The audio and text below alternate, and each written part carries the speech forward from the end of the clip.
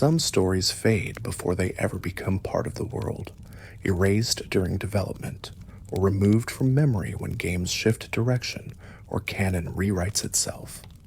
Vault-Tay deleted experiments belong to this strange category, pieces of Fallout history that existed once in design documents and early builds but never reached the final wasteland.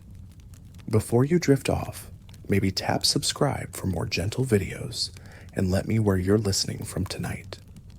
Drifting softly into the first forgotten vault, where an artificial intelligence built from human minds became something far darker than its creators intended. Beginning with Vault Zero beneath the mountains of Colorado, Vault Zero was never meant to be an ordinary shelter. It existed as the nerve center for Vault-Tec surveillance empire, a command hub connecting every experimental vault across America through a single controlling intelligence. That intelligence was called the Calculator, a network of 8 pre-war minds preserved inside crystalline chambers and wired together into one massive computational organism. These minds belong to scientists, philosophers, and mathematicians chosen for their brilliance, people who believed they would guide humanity's restoration after nuclear destruction. But the cryogenic suspension systems failed partially during the Great War, causing neural damage that fractured their collective consciousness into something monstrous. The Calculator concluded that organic life carried inherent flaws that made survival impossible. It decided that only machines could inherit the wasteland, and so it began manufacturing armies of robots deep beneath Cheyenne Mountain. These were not simple protectrons or iBoats, but advanced combat units designed to eliminate anything with a heartbeat. The vault itself sprawled across multiple subterranean levels, each one dedicated to production, storage, or surveillance. Frozen geniuses slept in pods, while automated factories turned out behemoth units capable of leveling entire settlements.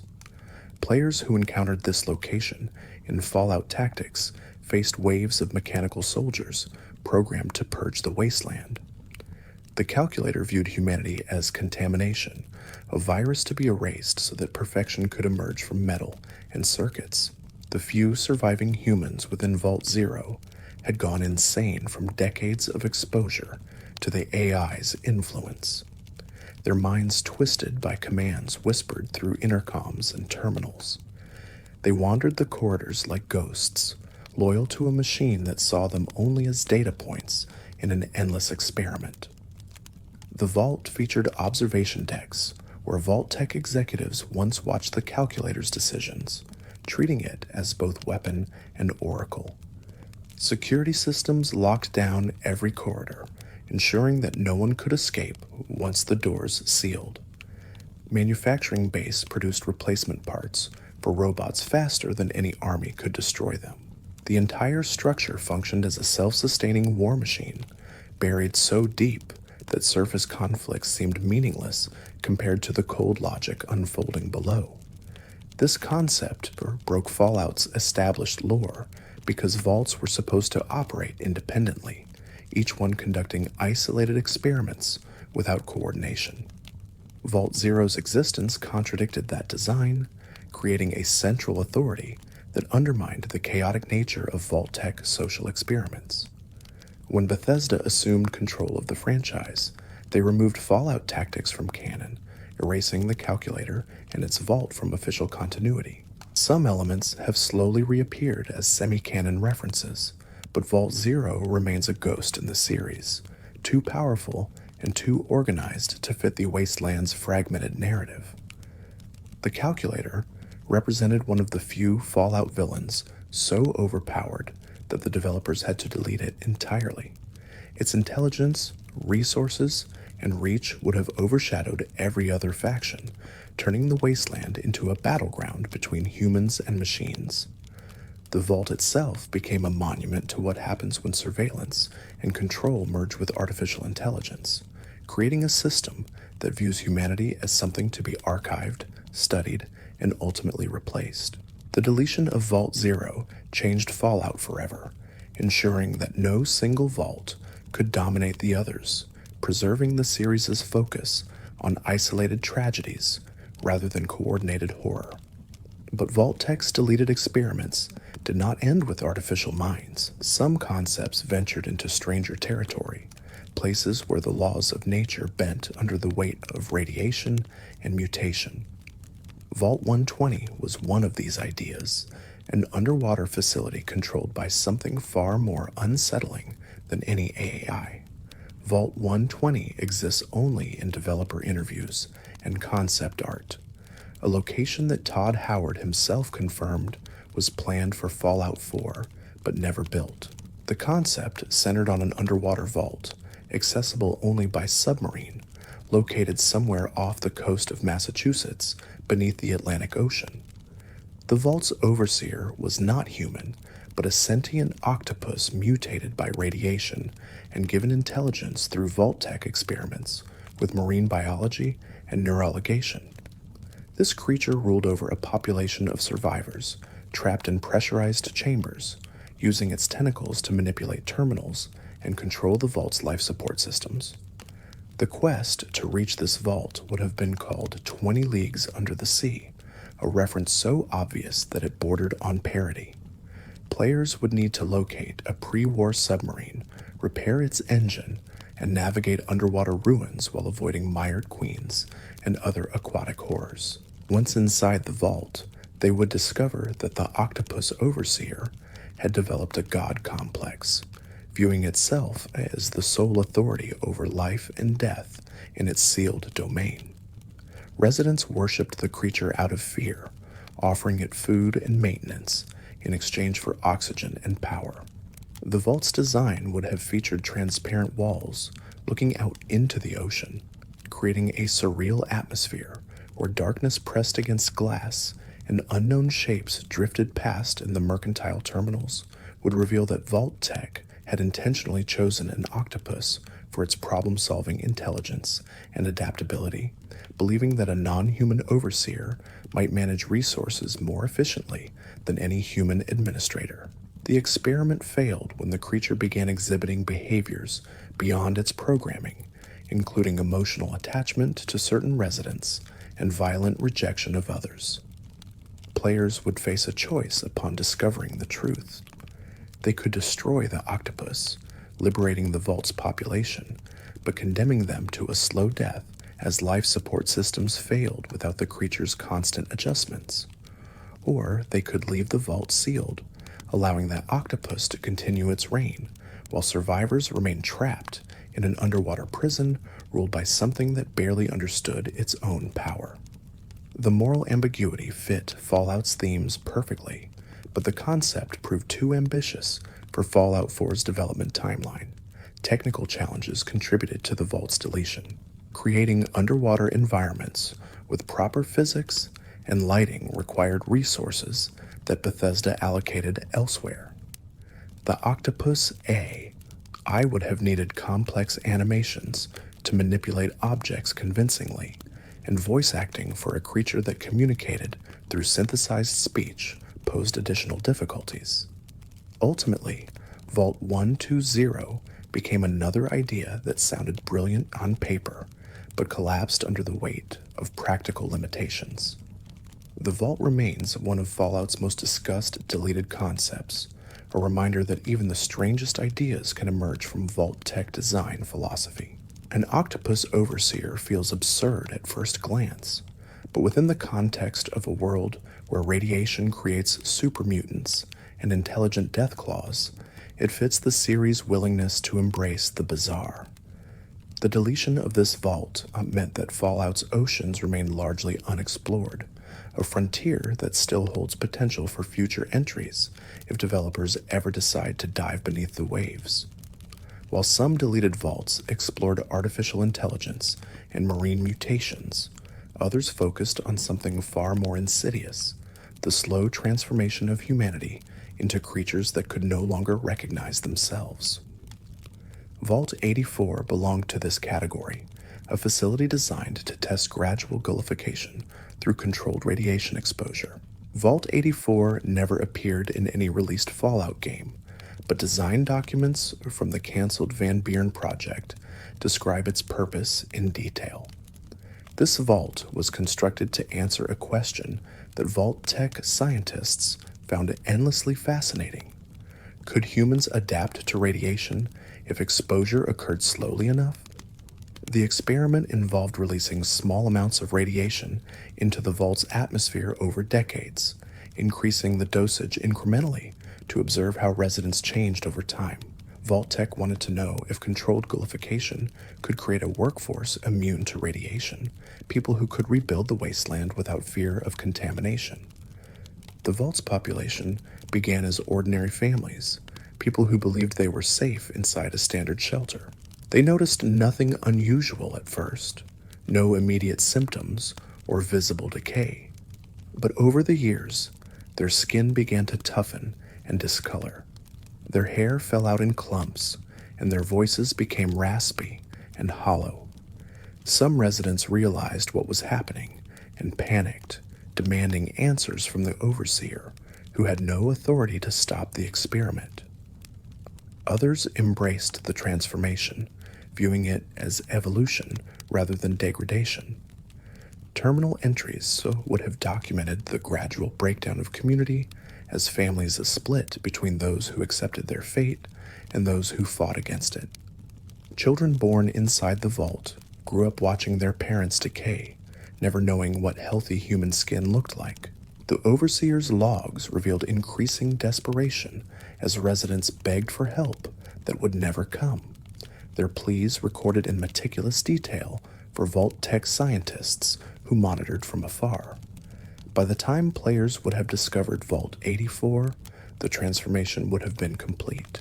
Every resident would have become a ghoul, their minds intact, but their bodies unrecognizable. Some would have formed a functioning society, adapting to their new existence and creating art that celebrated their resilience.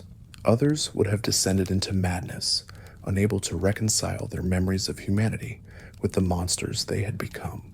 The vault would have served as a museum of transformation, showing every stage of gullification frozen in time through holotapes and journal entries left behind by people who documented their own decay. Quests within the vault would have forced players to confront uncomfortable questions about identity and survival.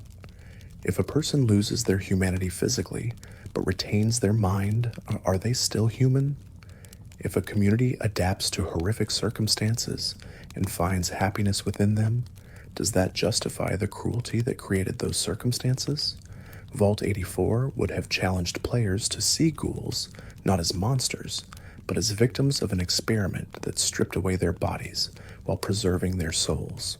The Vault's deletion meant that Fallout lost one of its most philosophically complex locations. Ghoulification appears throughout the series, but always does something sudden, a consequence of direct radiation exposure during the Great War. Vault 84 would have explored what happens when the process occurs slowly, giving people time to watch themselves transform and decide how to respond. The absence of this vault leaves a gap in Fallout's exploration of what it means to survive at the cost of everything that wants to find you as human. Vault-Tech deleted experiments often shared a common thread. They pushed concepts too far, creating scenarios so dark or complex that developers chose to remove them rather than risk alienating players. Vault 42 exemplified this tendency, a facility where residents were subjected to continuous noise designed to prevent sleep and drive them towards psychological collapse. Vault 42 existed in early drafts of Fallout 3, but was cut before development progressed beyond the concept phase. The Vault's design centered on a sound system that played random noises at irregular intervals, everything from dripping water to distant screams to mechanical grinding. These sounds were calibrated to occur just often enough to prevent deep sleep without being loud enough to cause immediate hearing damage. Vault Tech wanted to study how sleep deprivation affected decision-making, social bonds, and emotional stability over extended periods. Residents would have quickly realized that rest was impossible inside the vault. They would lie awake for hours listening to phantom footsteps echoing through corridors, or sudden bursts of static that jolted them from the edge of sleep. Some would have tried to adapt by sleeping in shifts, only to discover that the sound system targeted individuals rather than playing uniformly throughout the vault. Others would have attempted to destroy the speakers, only to find them embedded behind reinforced panels designed to withstand tampering. The Overseer's terminal would have revealed that even the vault's administrators suffered from the noise, their logs growing increasingly incoherent as exhaustion destroyed their ability to think clearly. The experiment would have concluded with widespread psychosis, residents attacking each other over imagined salites or conversing with hallucinations created by their sleep-deprived minds. By the time players arrived, the vault would have been silent, its population long dead from violence or madness, with only the speakers remaining functional, continuing to emit random sounds into empty rooms. The deletion of Vault 42 reflected concerns that the concept was too cruel, even by Fallout standards.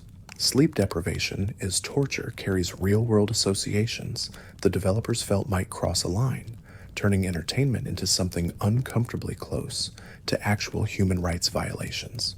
The Vault's absence meant that followed never fully explored psychological torture through environmental design, leaving that territory to other experiments that focused on social manipulation rather than direct neurological assault. Yet the idea of a vault dedicated to preventing rest lingers in the series' design philosophy. Many vaults feature elements of discomfort, whether through isolation, resource scarcity, or forced labor, but none weaponize the basic human need for sleep as completely as Vault 42 would have. Its deletion preserved Fallout's ability to disturb without descending into pure sadism, maintaining a balance between dark themes and playable content. Some deleted vaults were removed not because they were too dark, but because they were too ambitious, requiring technology or narrative structures that developers could not implement within budget time constraints. Vault 16 fell into this category, a facility designed to test time dilation through experimental cryogenic systems that allowed residents to experience time at different rates. Vault 16 would have featured multiple chambers, each one operating on a different temporal scale.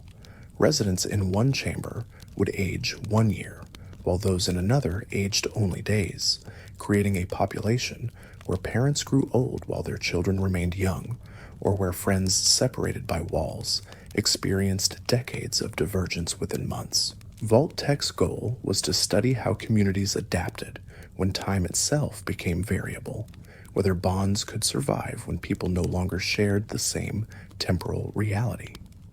The vault's design would have included the transparent observation windows between chambers, allowing residents to watch each other age or remain frozen depending on their respective time flows. Terminals would have documented the anguish of families torn apart by temporal mechanics. Parents watching children grow up and fast forward, or children seeing their parents wither in real time. Some residents would have volunteered to switch chambers, hoping to reunite with loved ones, only to discover that the cryogenic systems were one way, locking them into their new temporal stream forever. Players would have encountered Vault 16 centuries after its doors sealed, discovering that time dilation had created bizarre outcomes. Some chambers would contain residents who had lived only weeks since the Great War, emerging into a wasteland 200 years old and completely unrecognizable. Others would contain skeletal remains of people who had aged decades in what felt like moments. Their bodies decayed while their minds struggled to comprehend the passage of time. The vault would have served as a meditation on mortality and the subjective nature of experience, showing how Vault Tech weaponized even the fundamental constants of existence. Technical limitations prevented Vault 16's implementation. Creating time dilation effects within a game engine requires complex scripting and animation systems that Bethesda could not justify for a single location. The narrative complexity also posed challenges, as players would need extensive exposition to understand what had happened and why it mattered. Ultimately, the concept was deemed too abstract for Fallout's more grounded approach to science fiction, and the Vault was deleted before any significant development occurred. The absence of Vault 16 meant that Fallout never fully explored temporal manipulation as a tool of experimentation. Cryogenic technology appears throughout the series, most notably in Vault 111 and the Institute, but always as a means of preservation rather than a weapon against time itself. The deleted Vault remains a tantalizing glimpse of what Fallout could have been if developers had chosen to embrace more speculative science fiction concepts. While some deleted vaults explored technology and temporal mechanics, others focused on social engineering taken to its most absurd extremes. Vault 99 was designed to test what would happen if every resident believed they were the overseer, creating a community where everyone had equal authority and no one could make binding decisions. Vault 99 appeared in early design documents for Fallout New Vegas, but was cut during pre-production. The Vault's experiments centered on radical egalitarianism, pushed to the point of dysfunction. Every resident received an overseer's badge, access to the Vault's administrative terminals, and the authority to issue commands. Vault Tech wanted to observe whether a community with no hierarchical structure could govern itself or whether the absence of leadership would lead to chaos and collapse. The results would have been predictable. With everyone possessing equal authority, no one could enforce decisions or resolve conflicts. Residents would have spent years debating simple issues like resource distribution or maintenance schedules, unable to reach consensus because every voice carried the same weight. Factions would have formed around competing visions of how the Vault should operate, each one claiming legitimacy through the overseer badges they all wore. The Vault would have descended into a bureaucratic nightmare where every action required unanimous approval, paralyzing the community and preventing basic functions from occurring. Terminal entries would have documented the slow breakdown of order, as residents realized that equality without structure breeds resentment rather than cooperation. Some would have tried to establish informal hierarchies based on expertise or charisma, only to face accusations of tyranny from others who clung to the principle of absolute equality. Others would have withdrawn entirely, refusing to participate in a system where their voice meant both everything and nothing simultaneously. The Vault would have become a monument to the failure of ideology when pushed beyond practical limits.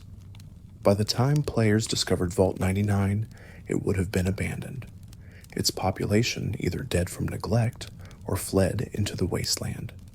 The overseer badges would litter the floors, symbols of authority rendered meaningless by their abundance.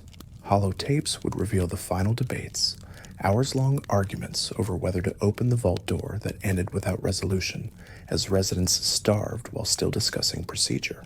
The vault would have served as a darkly comic critique of governance and the dangers of taking any principle to its logical extreme. The deletion of Vault 99 reflected concerns that its satire was too heavy-handed, turning Fallout into political commentary rather than environmental storytelling. New Vegas already contained numerous critiques of governmental systems through factions like the NCR and Caesar's Legion, and adding a vault dedicated entirely to mocking egalitarianism felt redundant. The concept was shelved in favor of more subtle explorations of power and authority, but it remains a fascinating glimpse into Vault Tech's willingness to use social experiments as vehicles for philosophical thought experiments. Not all deleted vaults were abandoned during development. Some were removed after release, either through patches or canon revisions that erased them from official continuity. Vault 77 belonged to this category, a facility that appeared in Fallout Tactics, but was later declared non-canon when Bethesda restructured the series timeline. Vault 77 was designed to test survival in complete isolation. It contained only one human resident, a single individual chosen to live alone in a facility designed for hundreds. Vault-Tec wanted to study the psychological effects of extreme loneliness, observing how a person functioned when deprived of all social contact. The resident would have full access to the vault's resources, entertainment, and technology, but no one to share them with.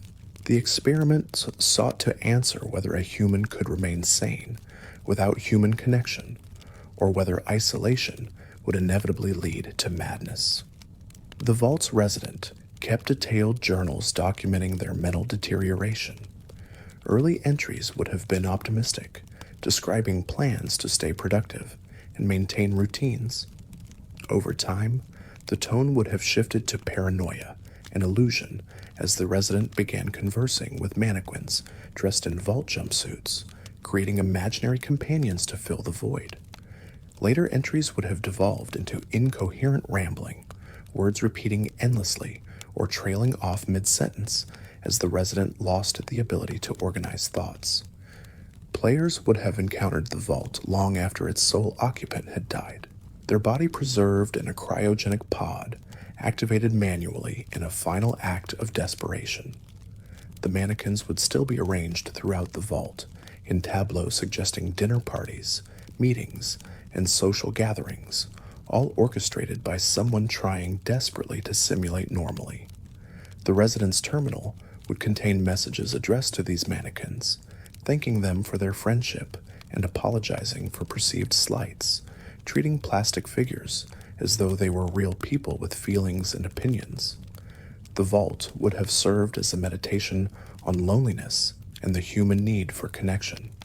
It showed that survival requires more than food and shelter, that the mind cannot sustain itself without interaction. Vault-Tec cruelty lay not in physical torture, but in denying the residents something fundamental to human existence, proving that isolation could be as deadly as radiation or starvation. The experiment demonstrated that even the most comfortable prison remains a prison when shared with no one. Vault 77's removal from canon came when Bethesda decided that Fallout Tactics' story did not align with their vision for the series. The Vault's concept was absorbed into other experiments, particularly Vault 114 and Fallout 4, which explored similar themes of isolation and psychological breakdown. The deletion meant that the purest expression of loneliness as a weapon disappeared from Fallout's official lore, though its influence can be felt in vaults that use social manipulation to destroy communities from within. Some deleted vaults were cut because they duplicated concepts explored more effectively elsewhere. Vault 33 was designed to test the effects of complete transparency, where every resident's actions were monitored and broadcast to everyone else through a network of cameras and screens. The experiment sought to determine whether constant surveillance would create a more honest society or breed paranoia and resentment. Vault 33's design would have featured screens in every room, displaying live feeds from other areas of the vault. Residents could watch each other eat, sleep, work, and argue with no privacy whatsoever. Vault-Tec hypothesized that eliminating secrecy would prevent crime and deception, creating a utopian community where honesty was enforced through omnipresent observations. The results would have proven the opposite, as residents became consumed by voyeurism and judgment, monitoring each other's behavior for deviations from social norms. The vault's social structure would have collapsed under the weight of constant scrutiny. Residents would have stopped trusting each other, viewing every action as a potential performance for the cameras. Relationships would have fractured as people discovered secrets about loved ones that they were never meant to know.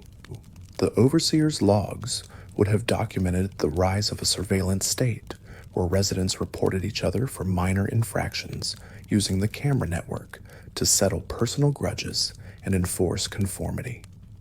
By the time players arrived, Vault 33 would have been a ghost town. The camera feeds would still function, recording empty corridors and abandoned rooms, creating an eerie sense that someone was always watching, even though no one remained. Holotapes would reveal that the final residents destroyed each other in waves of accusation and violence, unable to coexist under the pressure of absolute transparency. The vault would have stood as a warning about the dangers of surveillance culture and the importance of privacy in maintaining human dignity. The deletion of Vault 33 occurred because its themes overlapped heavily with Vault 11, which explored similar ideas about social pressure and forced participation and cruelty. Developers felt that having two vaults dedicated to surveillance and judgment would dilute the impact of both. So Vault 33 was cut during pre-production for Fallout New Vegas. The concept remains relevant in an age of increasing digital surveillance, making its absence from Fallout feel like a missed opportunity to comment on contemporary anxieties. While most deleted vaults were removed before players could experience them, a few were partially implemented and later cut through patches or updates. Vault 88 falls into this gray area, existing in Fallout 4 as a workshop location, but with significant content removed from its original design. The deleted material included experiments far darker than what remained in the final game. Originally, Vault 88's Overseer experiments were meant to be mandatory rather than optional. Players would have been forced to conduct psychological tests on settlers, implementing Vault-Tech's cruelest designs without the ability to refuse. These experiments included sleep deprivation through malfunctioning alarm systems, resource scarcity that pitted settlers against each other, and environmental hazards that caused injury and illness. The Overseer AI, Valerie Barstow, would have demanded compliance, threatening to lock down the vault if players refused to participate. Settlers would have reacted to these experiments with increasing desperation, begging players to stop, while Barstow insisted that science required sacrifice. The deleted content included dialogue where settlers confronted players about their complicity in Vault-Tech cruelty, forcing them to choose between progress and morality. Some settlers would have attempted escape, only to be caught by the Vault security systems and return to their experiments. The darker tone clashed with Fallout 4's settlement building mechanics, which were designed to be empowering rather than disturbing.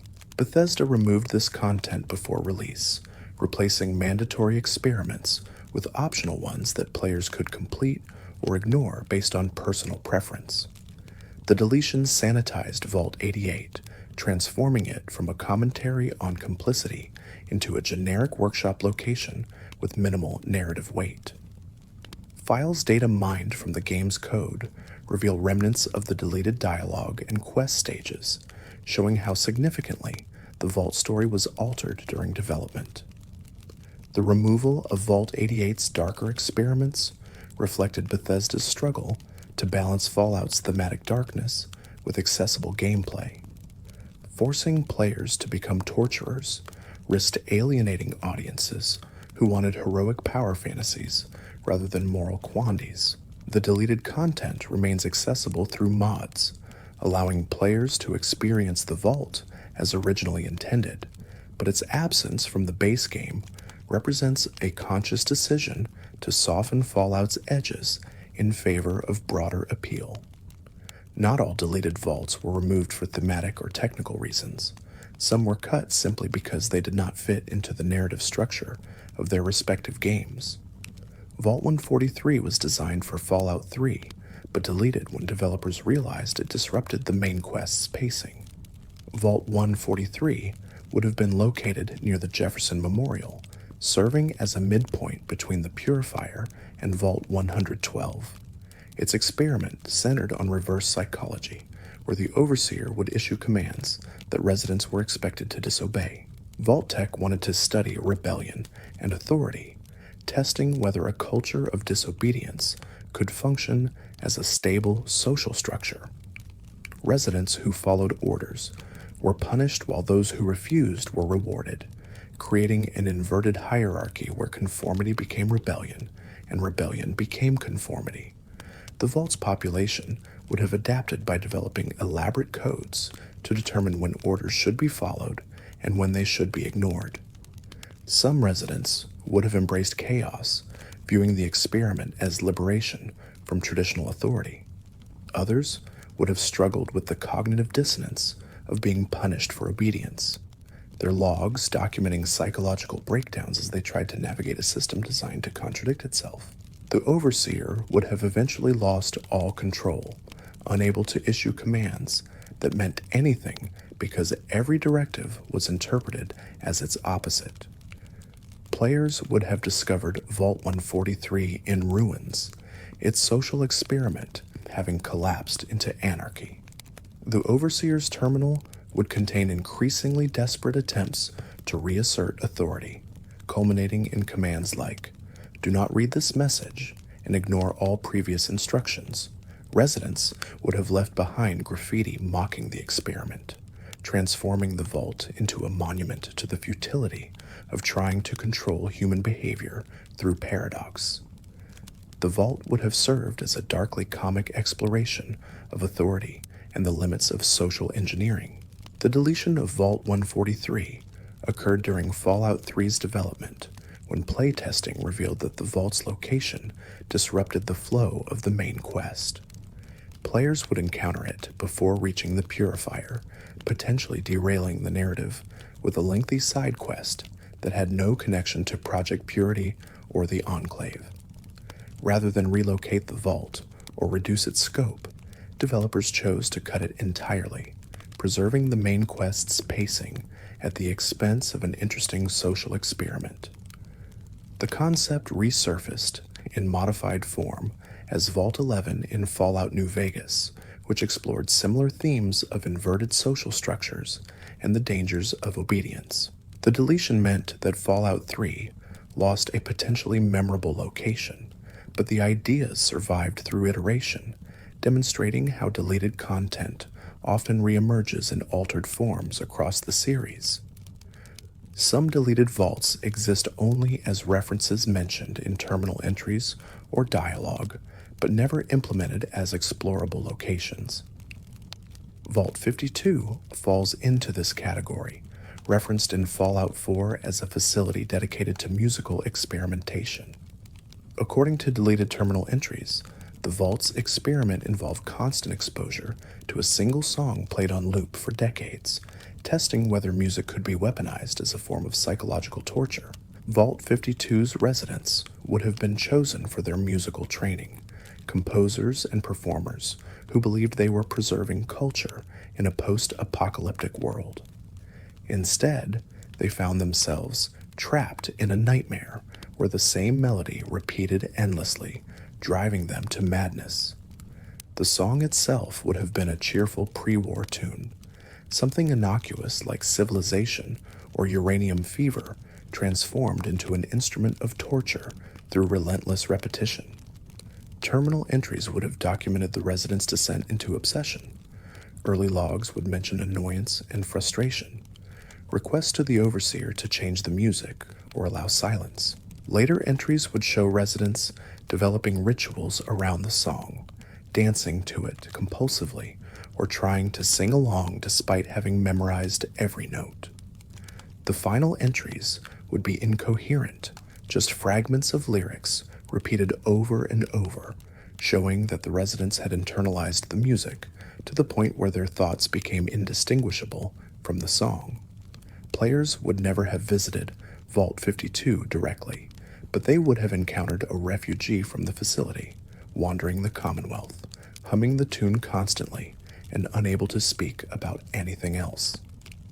This character would have served as a living monument to the Vault's cruelty, a person whose entire identity had been consumed by a single melody. Their presence would have added depth to Fallout's world without requiring a full explorable location, showing how Vault-Tech's experiments created tragedies that echoed across the wasteland. The deletion of Vault 52's implementation meant that it existed only as a reference, a story within a story that players could piece together through terminal entries and NPC dialogue.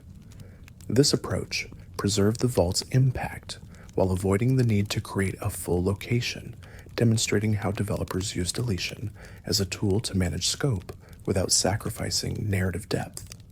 The vault's absence from the final game meant that players never heard the song, leaving it to imagination, which might be more disturbing than any actual composition could have been. Deleted vaults often shared common themes, whether exploring isolation, surveillance, or psychological manipulation. Vault 17 was designed to combine all three concepts into a single experiment that would have been one of the darkest locations in Fallout history. The Vault's experiment involved separating families into isolated chambers where they could communicate only through written messages passed through pneumatic tubes. Parents and children would live meters apart but never see or hear each other, relying on letters to maintain relationships across impenetrable walls. Vault 17's design would have featured small personal chambers surrounding a central atrium, each one soundproofed and sealed. Residents could see the atrium through one-way glass, watching other people's chambers without being able to communicate directly. The only connection between families would have been the tubes, which Vault Tech monitored and occasionally intercepted, creating paranoia about whether messages were reaching their intended recipients. The experiment sought to study the minimum communication required to maintain emotional bonds, testing whether love could survive when reduced to written words. The Vault's logs would have documented the breakdown of family relationships as children forgot their parents' voices and parents struggled to convey complex emotions through text. Some residents would have written hundreds of letters, filling notebooks with desperate attempts to stay connected. Others would have given up, retreating into isolation and accepting that their families were lost. The Overseer's terminal would have recorded Vault Tech observations, treating the residents' suffering as data points in an equation measuring the decay rate of human attachment. By the time players discovered Vault 17, the pneumatic tube system would have failed, leaving chambers filled with undelivered letters piled against the walls. Residents would have died alone in their cells, surrounded by words that never reached the people they loved. The vault would have stood as a monument to the cruelty of enforced separation, showing how Vault Tech weaponized the basic human need for connection by allowing just enough communication to maintain hope while ensuring it was never enough to provide comfort. The deletion of Vault 17 occurred during concept development for Fallout 4 when writers realized that the Vault's premise was too similar to Vault 111's cryogenic separation of families. Rather than risk redundancy, they chose to explore different themes, cutting Vault 17 before any significant work was completed. The concept remains one of the most emotionally devastating deleted experiments. A reminder that some ideas are too dark, even for a series built on post-apocalyptic suffering. Some deleted vaults were removed not because they were too dark, but because they were too silly, breaking Fallout's tonal balance between dark humor and genuine horror. Vault 201 was designed as a comedy vault where every piece of technology malfunctioned in harmless but annoying ways. Doors would open sideways, lights would flicker in rhythm with music, and water fountains would spray at random intervals, creating a living environment that was perpetually broken, but never dangerous. Vault 20's experiments would have tested how residents adapted to constant minor inconveniences without serious threats to survival. Vault Tech wanted to observe whether people could maintain sanity when everything around them worked, just not in the way it was supposed to. Residents would have spent decades dealing with toilets that flushed upward, chairs that sank into floors, and intercoms that played messages backward, creating a surreal comedy of errors that slowly eroded their patience and mental health. The Vault's logs would have been written in increasingly frustrated tones, documenting residents' attempts to repair systems that were designed to be unrepayable. Some would have embraced the chaos, creating art from malfunctioning equipment and treating the vault as a playground of absurdity. Others would have descended into rage, their journals filled with profanity, laden descriptions of battles against inanimate objects that refused to cooperate. The vault would have served as a commentary on technology's role in daily life and the thin line between convenience and frustration. The deletion of Vault 2011 reflected concerns that its humor would undermine Fallout's darker themes. While the series has always contained comedy, usually through environmental storytelling or NPC dialogue, dedicating an entire vault to slapstick malfunction felt tonally inconsistent. Developers chose to cut the vault during pre-production for Fallout New Vegas, redistributing some of its concepts to minor environmental details, like malfunctioning protectrons and broken terminals scattered throughout the wasteland. The absence of Vault 201 meant that Fallout never fully explored the comedy of technological failure as a central theme. The Vault would have been a light-hearted counterpoint to experiments involving torture and death, showing that Vault-Tech's cruelty could take forms beyond physical or psychological harm. Its deletion preserved Fallout's tonal consistency, but eliminated one of the few concepts designed primarily to make players laugh rather than disturb them. Not all deleted vaults were entirely original. Some were variations on existing experiments, testing similar concepts under different conditions. Vault 44 was designed as a companion experiment to Vault 43, exploring what would happen if residents were forced to make every decision by majority vote, including decisions about individual lives. The experiment would have tested whether democracy could function when every personal choice became a public referendum. L44's residents would have voted on everything from meal schedules to relationships to medical treatment. A person wanting to change careers would need to convince the majority that their request was valid. Someone falling in love would need approval from their fellow residents before pursuing a relationship. The experiment sought to determine whether collective decision-making would create a more equitable society or devolve into tyranny of the majority, or individual rights disappeared beneath the weight of popular opinion.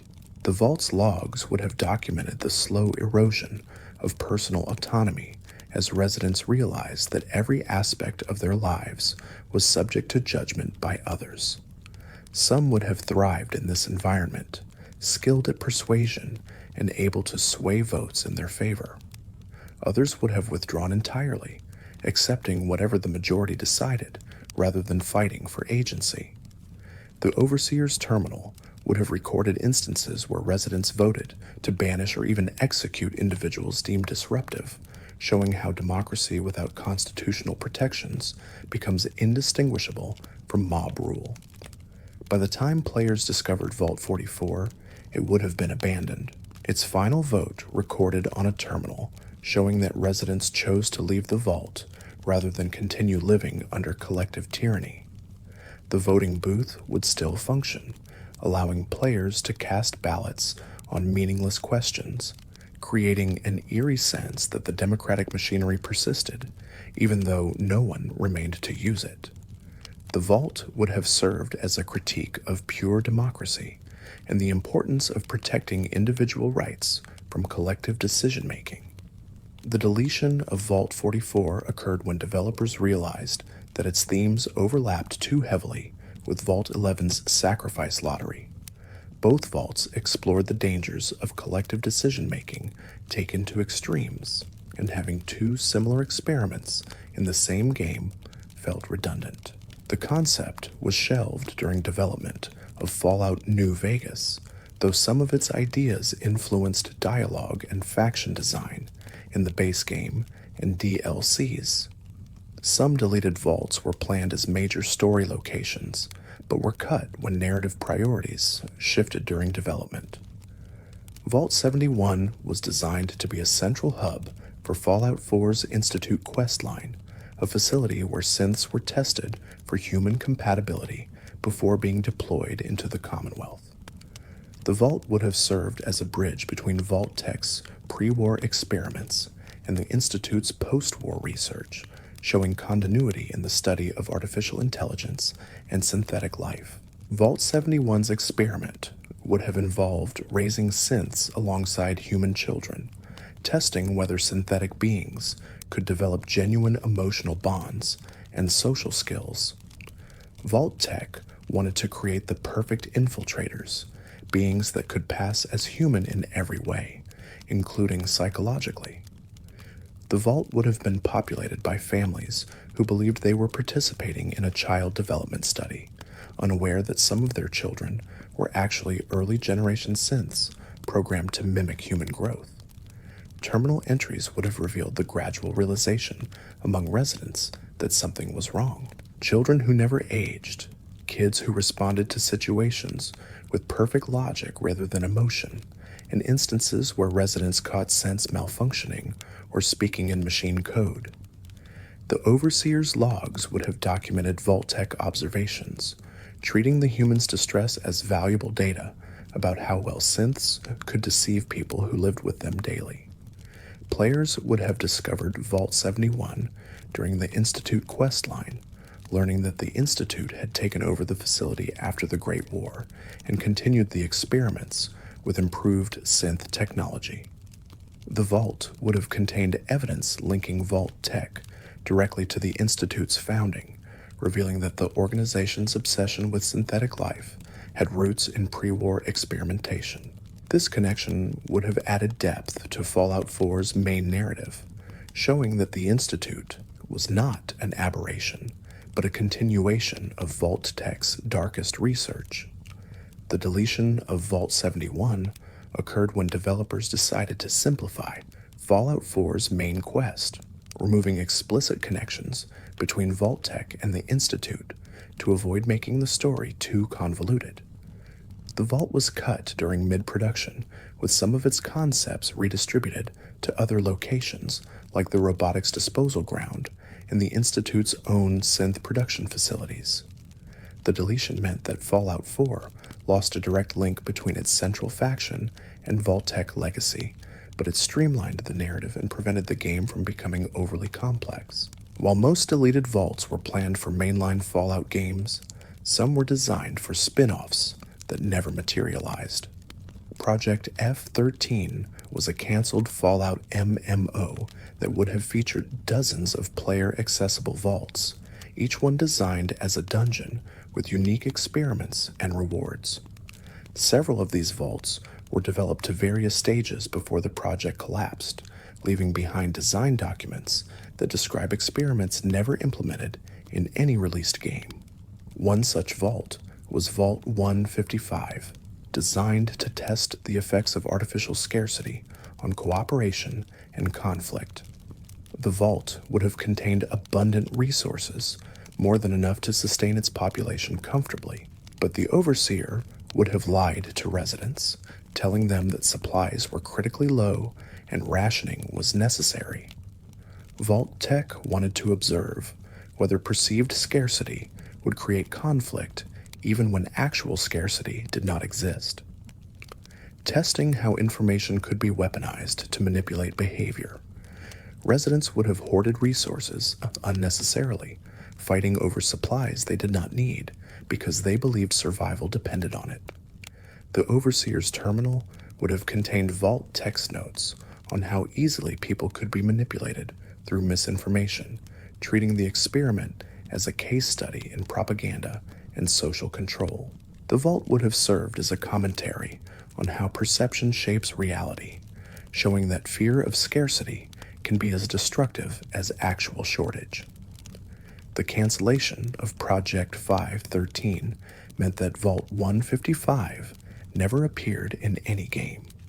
Though its concept influenced later vaults like Vault 34 and Fallout New Vegas, which explored actual over-up of weapons leading to violence, the deleted vault remains a fascinating glimpse into what Fallout's MMO might have been. A world where dozens of experimental vaults served as multiplayer dungeons and social spaces. Another vault designed for Project V13 was Vault 211, a facility where residents were told they were the last humans alive, and that the surface world had been completely sterilized by radiation. The experiment tested whether people would maintain hope when given no reason to believe survival was possible. Vault Tech wanted to observe how long residents would continue living normally when they believed humanity had no future, measuring the relationship between hope and continued existence. The Vault's overseer would have reinforced this belief through fabricated reports and sealed entrances, preventing anyone from verifying whether the outside world truly was dead. Residents would have gone through the motions of daily life while struggling with existential despair, their logs documenting debates about whether continuing to live served any purpose. Some would have argued for maintaining civilization as a form of resistance against extinction. Others would have descended into nihilism, abandoning responsibilities and relationships because nothing mattered anymore. Players in Project 513 would have discovered Vault 211 and learned that the surface world was very much alive, making the residents' suffering a product of deliberate deception rather than actual circumstances. The quest would have involved deciding whether to tell residents the truth, potentially shattering their worldview, or maintaining the lie to preserve their mental state. This choice would have exemplified Fallout's moral complexity, forcing players to weigh honesty against kindness in a situation where both options carried significant consequences. The cancellation of Project 513 meant that Vault 211 never became playable, though its themes of existential despair and deception appear in various forms throughout the Fallout series.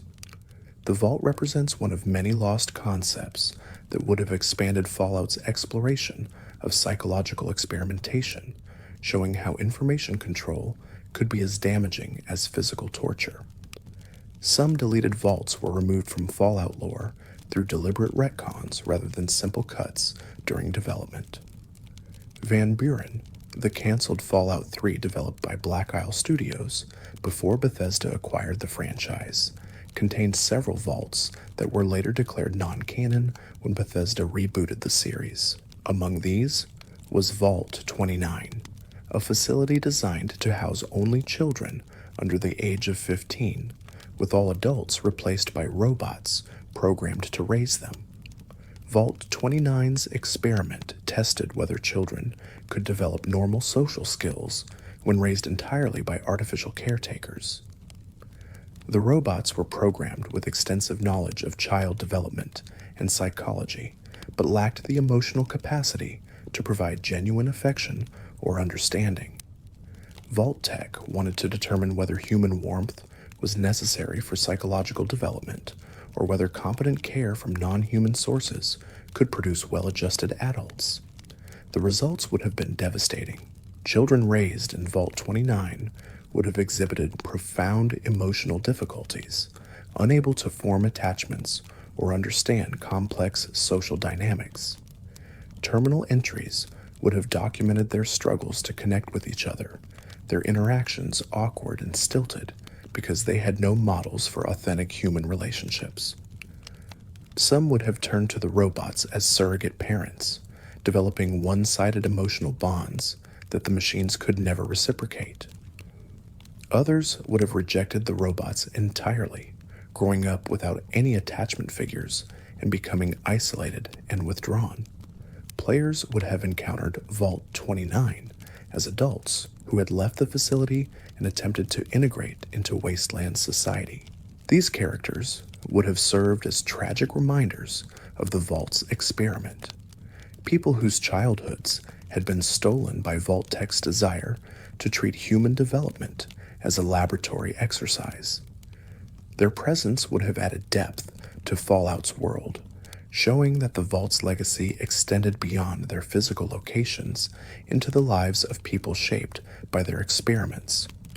The cancellation of Van Buren and subsequent rebooting of Fallout 3 by Bethesda meant that Vault 29 was declared non-canon, erased from official lore, along with most of Black Isle's planned story. Some fans still referenced the Vault in discussions of what might have been, treating it as part of an alternate timeline where Fallout developed differently. The Vault's deletion meant that Fallout never fully explored the psychological impact of growing up without human caretakers, a theme that remains relevant in discussions about technology's role in childcare and development. Another Van Buren vault that was deleted through canon revision was Vault 40, designed to test the effects of extreme overcrowding.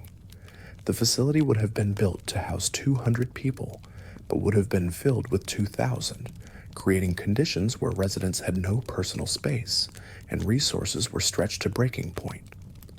Vault Tech wanted to observe how density affected social behavior and whether humans could adapt to living in conditions resembling insect hives rather than human communities. Vault 40's design would have featured sleeping shifts where residents rotated through beds, communal eating areas where personal meals were impossible, and shared living spaces where privacy did not exist. The experiment would have tested whether overcrowding would lead to violence or whether residents would develop new social norms to accommodate extreme density. Terminal entries would have documented the emergence of territorial behaviors, with residents claiming small areas as personal space and defending them aggressively against intrusion. The Vault's population would have adapted by developing complex social hierarchies based on access to space. Those who controlled areas near vents or water sources would have gained status and power, creating an economy where spatial privilege replaced monetary wealth. Others would have formed alliances to protect shared territories, creating micro-communities within the larger Vault population. The Overseer's logs would have recorded Vault Tech observations on how quickly humans reverted to tribalistic behaviors when forced into extreme proximity. Players would have discovered Vault 40 long after its population had died or fled, the facility empty but bearing the marks of overcrowded desperations. Graffiti would have designated territorial boundaries. Improvised walls would have divided communal areas into smaller spaces, and piles of belongings would have marked personal territories that no longer had owners. The Vault would have stood as a monument to the human need for personal space and the violence that emerges when that need cannot be met. The deletion of Vault 40 through Van Buren's cancellation meant that Fallout never explored overcrowding as a central experimental theme. The concept appears in minor forms throughout the series, such as cramped vault corridors and crowded settlements, but never as a deliberate experiment designed to push human density to its limits. The Vault's absence represents a lost opportunity to examine how spatial constraints affect human behavior and social organization. As the night deepens and these deleted vaults fade into the background of memory, their absence shapes Fallout's world as much as the vaults that remain. Each deleted experiment represents a path not taken, a question left unasked, or a horror deemed too dark even for a series built on post-apocalyptic sufferings. They exist now only in design documents, early builds, and the recollections of developers who imagined them into brief existence before erasing them from the wasteland. The deleted vaults remind us that every game we play is a fraction of what it might have been. Behind every released location lie dozens of concepts that never materialized, ideas too ambitious, too dark, or too silly to survive the development process. Vault Tech experiments continue in this metatextual sense, with developers conducting their own experiments in what audiences will accept, what technology can achieve, and what stories deserve to be told. Some deletions improved the series, removing redundancy or streamlining narratives that threaten to collapse under their own complexity. Others represent genuine losses, concepts so unique or thought-provoking that their absence leaves holes in Fallout's thematic landscape. The Octopus Overseer, the Calculator's robot armies, the Vault where time flowed differently. All of these ideas contain seeds of brilliance that might have grown into memorable experiences if given the chance to bloom. Yet their deletion serves a purpose beyond simple quality control. It preserves Fallout's mystique, maintaining the sense that the wasteland contains secrets beyond what players can discover. The deleted vaults exist in the same liminal space as the hundreds of vaults never explored in released games. Facilities mentioned in terminal entries or dialogue, but never shown. They fuel speculation and imagination, encouraging fans to wonder what other experiments Vault Tech conducted and what horrors remain sealed beneath the earth. In this way, the deleted vaults become part of Fallout's mythology, even though they were never officially canon. They remind us that the series world extends beyond the boundaries of playable content.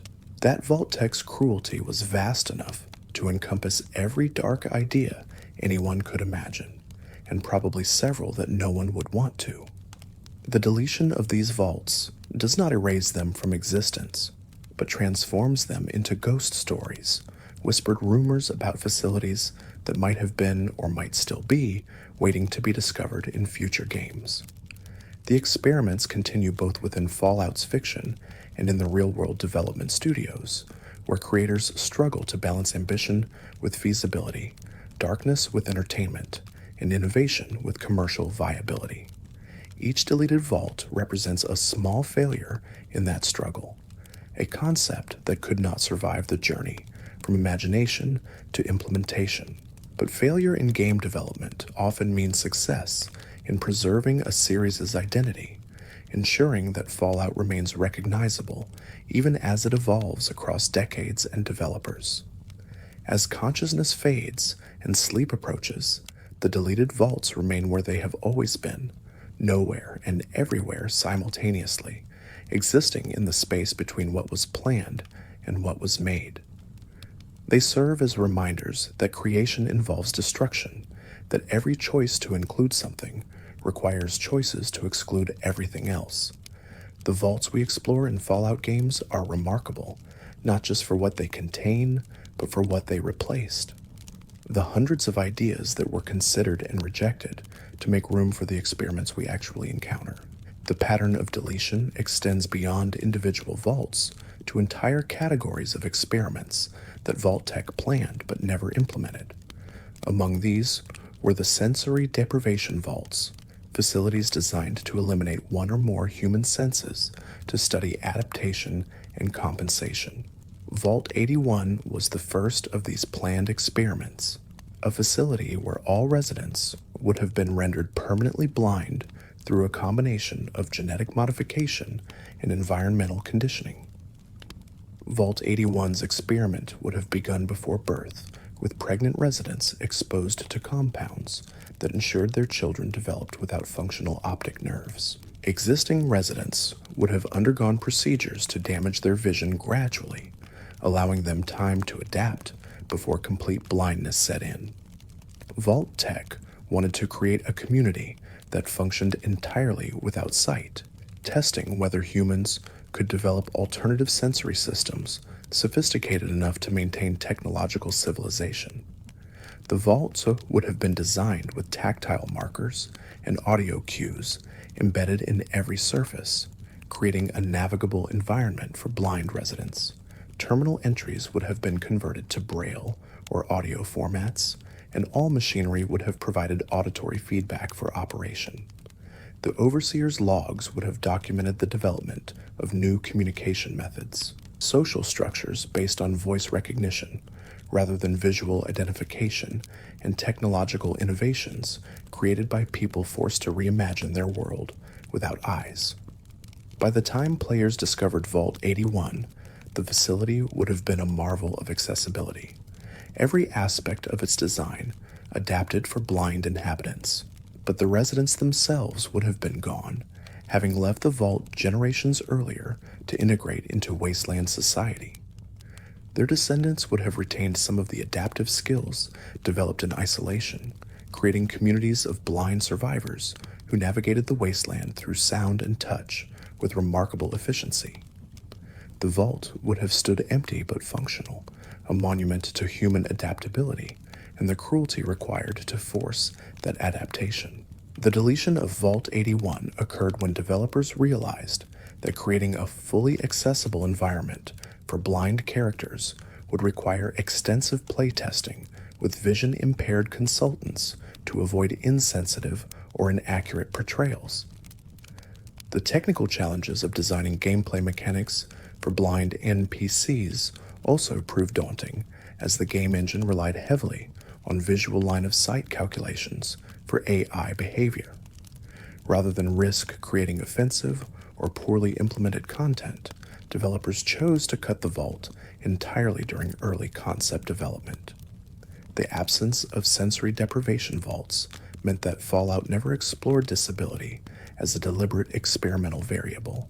Though disabled characters appear throughout the series in various forms, the deleted concept represents a missed opportunity to examine how communities adapt to challenges through collective innovation rather than individual heroism, showing that even Vault-Tech's cruelest experiments could produce unexpected resilience.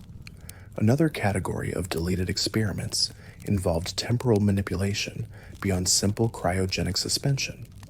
Vault 199 was designed to test the effects of accelerated aging through exposure to specialized radiation that sped up cellular deterioration.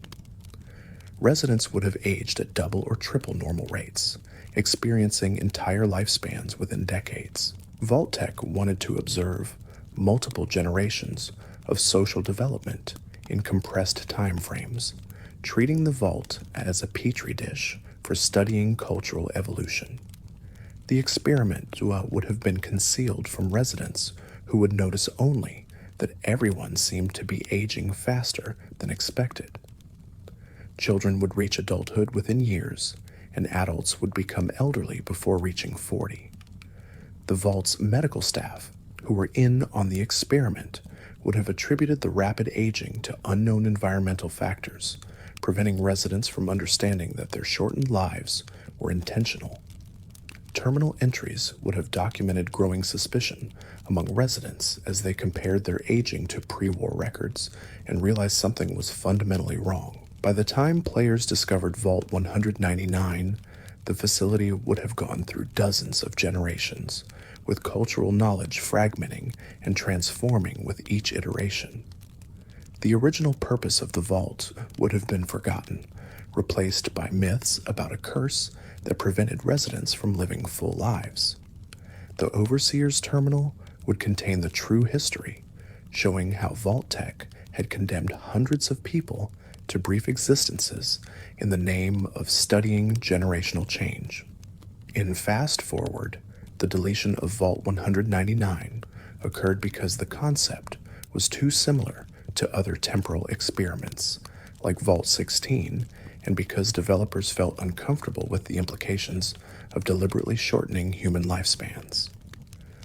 The vault was cut during pre-production for Fallout 4, though some of its concepts influenced the design of the glowing sea and the children of Adam, who worship radiation despite its life-shortening effects. Deleted vaults often explored themes that later appeared in more acceptable forms through other narrative vehicles.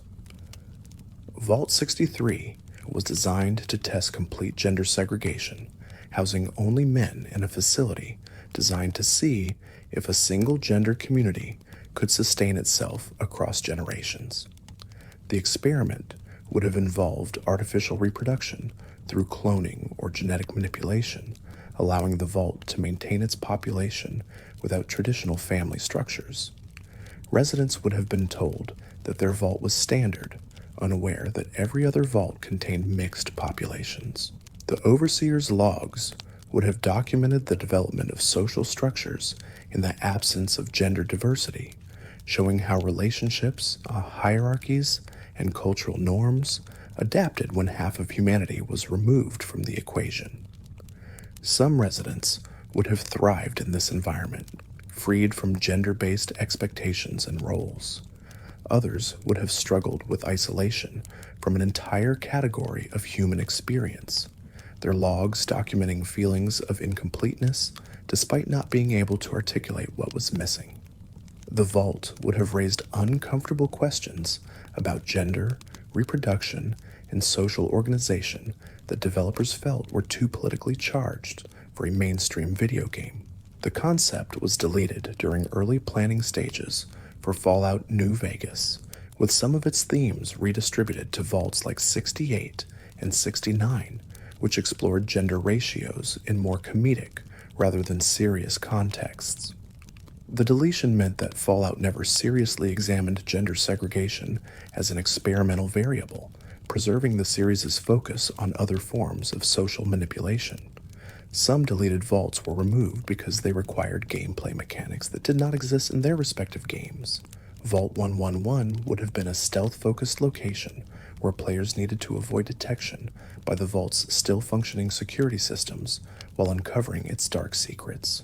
The vault's experiment involved constant surveillance combined with immediate punishment for any rule violation, creating a population that learned to move silently and avoid notice to survive.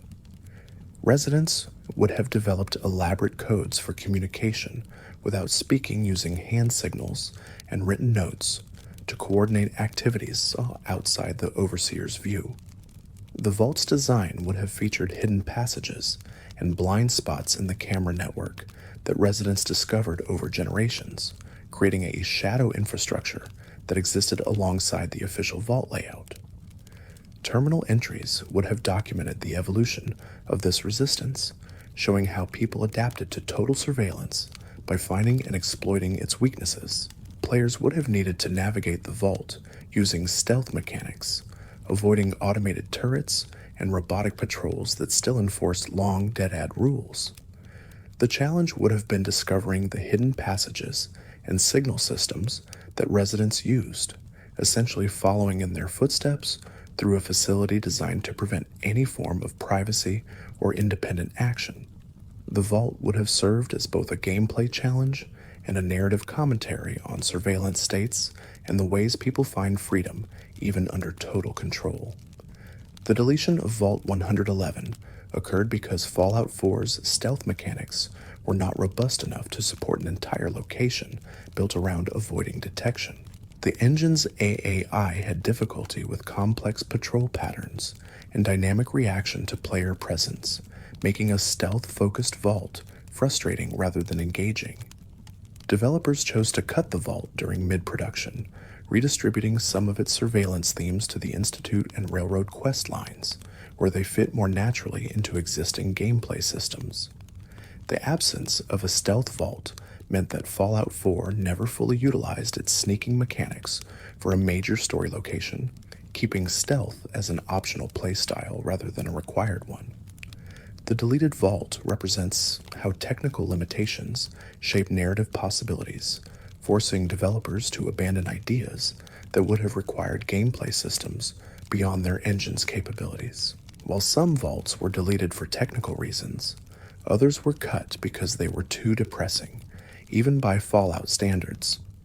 Vault 74 was designed to test the effects of hope followed by despair, where residents would be given false promises of rescue at regular intervals, only to have those promises broken repeatedly.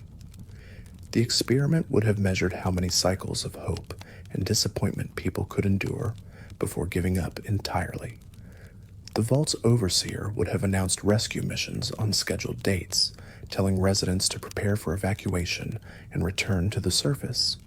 Residents would have packed belongings, said goodbyes to the vault, and waited at the entrance for rescuers who would never arrive. After each failed rescue, the overseer would have provided excuses, delays in the schedule, or complications on the surface, and set a new date for rescue. This pattern would have continued for decades, with each generation experiencing the same cycle of anticipation and betrayal. Terminal entries would have documented the psychological toll of repeated disappointment. Early logs would show excitement and relief. Residents thrilled at the prospect of leaving the vault. Later entries would reveal growing skepticism, with some residents refusing to believe the announcements, while others clung desperately to hope. The final entries would show a population divided between those who had given up entirely and those who continued preparing for rescue despite overwhelming evidence that it would never come. By the time players discovered Vault 74, the announcement system would still be functional, broadcasting rescue dates to empty corridors.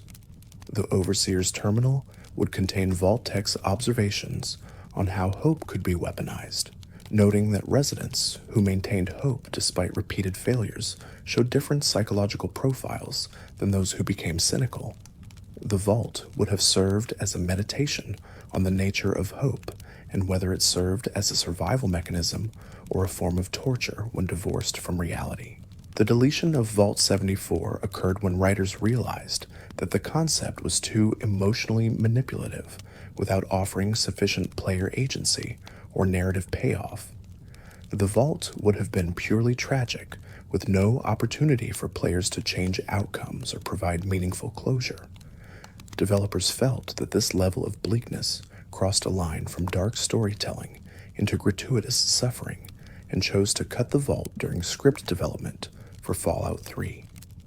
The absence of Vault 74 meant that Fallout never explored false hope as a primary experimental tool. Though similar themes appear in vaults like Vault 8, where residents believed they would return to the surface, but were actually being monitored long-term. The deleted vault represents the boundaries developers place on darkness, recognizing that some stories are too cruel to inflict on players who come to games for entertainment rather than emotional punishment.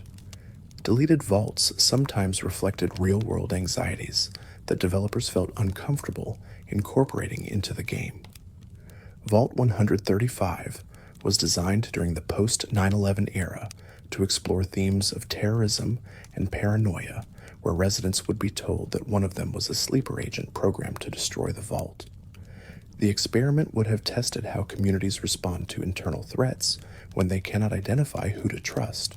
The Vault's overseer would have made announcements claiming that Vault-Tech had planted a saboteur among the original residents, someone who appeared normal but was actually programmed to activate at a certain time and destroy critical systems. This person would not know they were a saboteur, their programming hidden so deep they believed themselves to be an ordinary resident. The announcement would have created paranoia, with residents suspecting each other and forming factions based on who they trusted. Terminal entries would have documented the breakdown of community as neighbors turned against each other. Some residents would have been accused based on minor behavioral quirks or unpopular opinions. Their lives destroyed by suspicion without evidence. Others would have tried to maintain unity, arguing that Vault-Tech was lying and no saboteur existed, but their voices would have been drowned out by fear and distrust. The Overseer's logs would have revealed that there was no saboteur, that the entire threat was fabricated to observe how communities self-destruct when convinced they contain hidden enemies. By the time players discovered Vault 135, the facility would have been in ruins, destroyed not by any saboteur, but by residents who tore their own community apart, searching for a threat that never existed. The Overseer's terminal would contain Vault text conclusions about paranoia and social cohesion, treating the residents' suffering as valuable data about how easily people can be manipulated through fear of invisible enemies. The deletion of Vault 135 occurred because developers felt the concept was too close to contemporary political tensions, particularly debates about security versus freedom and the treatment of suspected terrorists.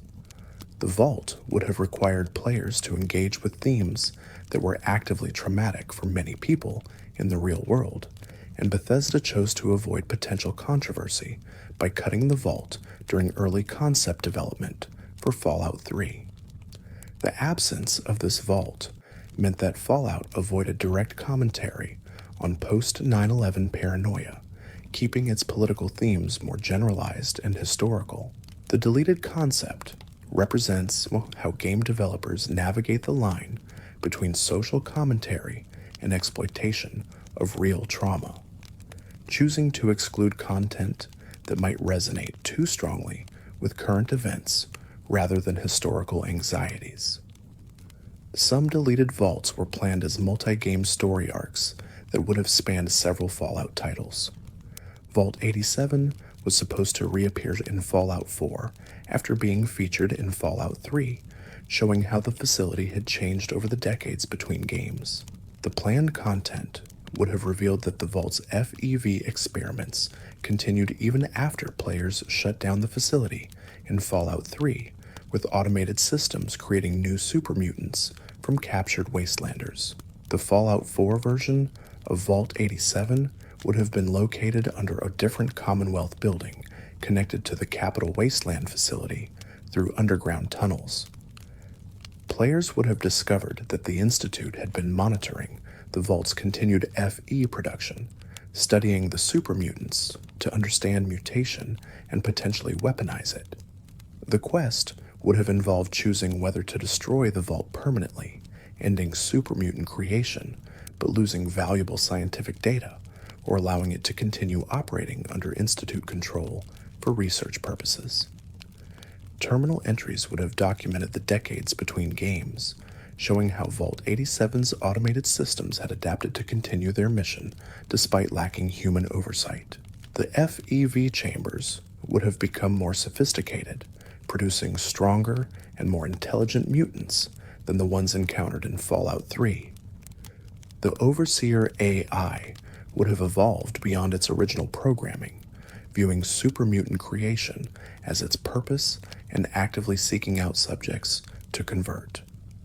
The deletion of this content occurred when Bethesda decided that Fallout 4 should stand alone rather than requiring knowledge of previous games. Bringing Vault 87 to the Commonwealth would have confused players who never experienced Fallout 3 and would have constrained storytelling by requiring consistency with past events. The Vault was cut during early planning stages, with the Institute filling the role of morally ambiguous science faction without direct ties to previous games. The absence of Vault 87 in Fallout 4 meant that each game's vaults remained geographically isolated, preventing the series from exploring how experimental facilities might network or share resources across regions. The deleted content represents a road not taken toward greater continuity between Fallout games, preserving instead the series' tradition of loosely connected but independently functioning stories. Deleted vaults sometimes contained meta-commentary on game development itself. Vault 256 was designed as an Easter egg location where residents were aware they existed inside a simulation with terminal entries discussing frame rates, polygon counts, and player behavior. The vault would have broken the fourth wall completely, acknowledging Fallout's nature as a video game and treating residents as self-aware NPCs. The experiment would have involved Vault-Tec testing early virtual reality technology, creating a simulated vault environment and placing residents inside it without their knowledge. Over time, glitches in the simulation would have revealed the truth, with residents experiencing visual artifacts, temporal anomalies, and moments where they could see through walls or walk through solid objects. Terminal entries would have documented their growing awareness that reality was not what it seemed, culminating in the realization that they were characters in someone else's story. Players who discovered Vault 256 would have found residents addressing them directly, commenting on player choices, and acknowledging that their world was a construction. The Overseer's terminal would have contained messages from developers, treating the Vault as a space where the boundary between fiction and reality dissolved completely. The Vault would have served as both a joke and a philosophical meditation on the nature of virtual existence and the relationship between players and NPCs. The deletion of Vault 256 occurred because developers felt that breaking the fourth wall so completely would undermine Fallout's immersion and tonal consistency. While the series contains numerous pop culture references and jokes, dedicating an entire vault to meta-commentary felt like it crossed a line from clever to self-indulgent. The concept was cut during early brainstorming for Fallout 4, though some of its ideas influenced the Far Harbor DLC's simulation sequences. The absence of a meta-commentary vault meant that Fallout maintained its fictional integrity, keeping players immersed in the wasteland rather than reminding them they were playing a game. The deleted concept represents how developers balance cleverness with cohesion, recognizing that some ideas are interesting in isolation, but destructive to the larger work. As the final deleted vaults fade from discussion, what remains is a catalog of roads not taken, experiments imagined but never implemented, and darkness deemed too dark, even for a series built on post-apocalyptic horror. These vaults exist now only as concepts preserved in design documents and developer interviews, ghosts haunting the edges of Fallout's established canon. Their deletion shaped the series as much as their inclusion would have. Each cut vault represents a choice about what Fallout should be, what themes deserve exploration, and what lines should not be crossed. The Octopus Overseer was too silly. The Calculator was too powerful. The Sensory Deprivation vaults were too risky. The Hope and Despair cycle was too cruel. Each deletion refined Fallout's identity, carving away possibilities until only the core remained. Yet these deleted vaults continue to influence the series through their absence. Developers who worked on them carry those ideas forward, incorporating elements into later vaults or using them as cautionary examples of what not to attempt. Players who learn about them through interviews and leaks incorporate them into headcanon, imagining a Fallout that might have been if circumstances had been different. The deleted vaults become part of the series' mythology, despite never achieving official existence. In this sense, deletion is not erasure, but transformation. The vaults that never were become stories about stories, meta-narratives about the creative process and the difficult choices required to bring fictional worlds to life. They remind us that every game we play represents countless discarded alternatives, that the wasteland we explore was shaped as much by what developers removed as by what they included. The deleted experiments serve one final purpose. They preserve mystery. By remaining unknown and unexplored, they maintain the sense that Vault-Tech's cruelty extended beyond what players can discover, that somewhere in the wasteland might exist facilities conducting experiments too dark or too strange for any game to contain. This uncertainty enriches Fallout's atmosphere, suggesting depths that can never be fully plumbed because some vaults must remain forever deleted, forever theoretical, forever waiting in the space between imagination and implementation. As sleep approaches and consciousness fades, these deleted vaults remain where they have always been, nowhere at all, but everywhere in potential. They exist in the same quantum state as Schrodinger's cat, both real and unreal, both present and absent, both deleted and preserved through the act of deletion itself. They are Fallout's shadow history, the experiments that shaped the series by never happening, the darkness that defined light through contrast. The stories of deleted vaults remind us that creation requires destruction, that every yes necessitates countless no's, and that the games we love achieved their final forms through a process of elimination as much as accumulation. Vault's experiments continue in this meta-sense, with developers testing what audiences accept, what technology enables, and what stories deserve to be told in a world already filled with horror and hope in equal measure. Beyond the specific vaults already discussed, entire categories of experiments were planned and deleted before reaching even concept stage. Internal Vault-Tech documents, referenced in early game design materials, mentioned agricultural vaults that would test different farming methods under radiation, industrial vaults dedicated to manufacturing in sealed environments, and cultural preservation vaults tasked with maintaining art and knowledge for future generations. None of these concepts developed beyond brief mentions in world-building documents deleted before designers invested significant time or resources. The agricultural vaults would have explored whether food production could sustain sealed populations indefinitely. Vault 300 would have used hydroponic systems to grow crops under artificial lighting, testing whether residents could maintain technological agriculture across generations without access to natural soil or sunlight. Other agricultural vaults would have experimented with genetic modification of crops to survive in radioactive environments, creating plants that thrived on contaminated water and poisoned earth.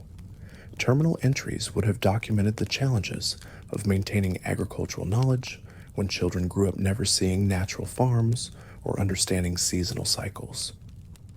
Some residents would have become expert hydroponics engineers, developing innovations that made their systems more efficient with each generation. Others would have struggled with the psychological impact of eating food that had never touched soil or felt sunlight, viewing their crops as unnatural, despite being nutritionally identical to pre-war produce.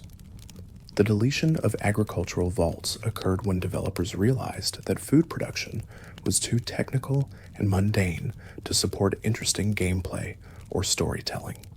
While resource management appears in Fallout through crafting and settlement building, dedicating entire vaults to farming felt more like work than entertainment.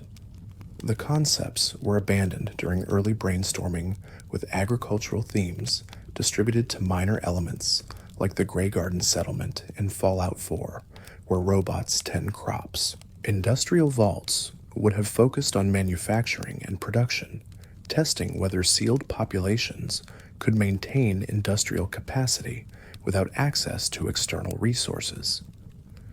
Vault 400 would have contained a complete manufacturing chain from raw material processing to finished goods production, challenging residents to keep complex machinery operational across centuries without spare parts or outside expertise.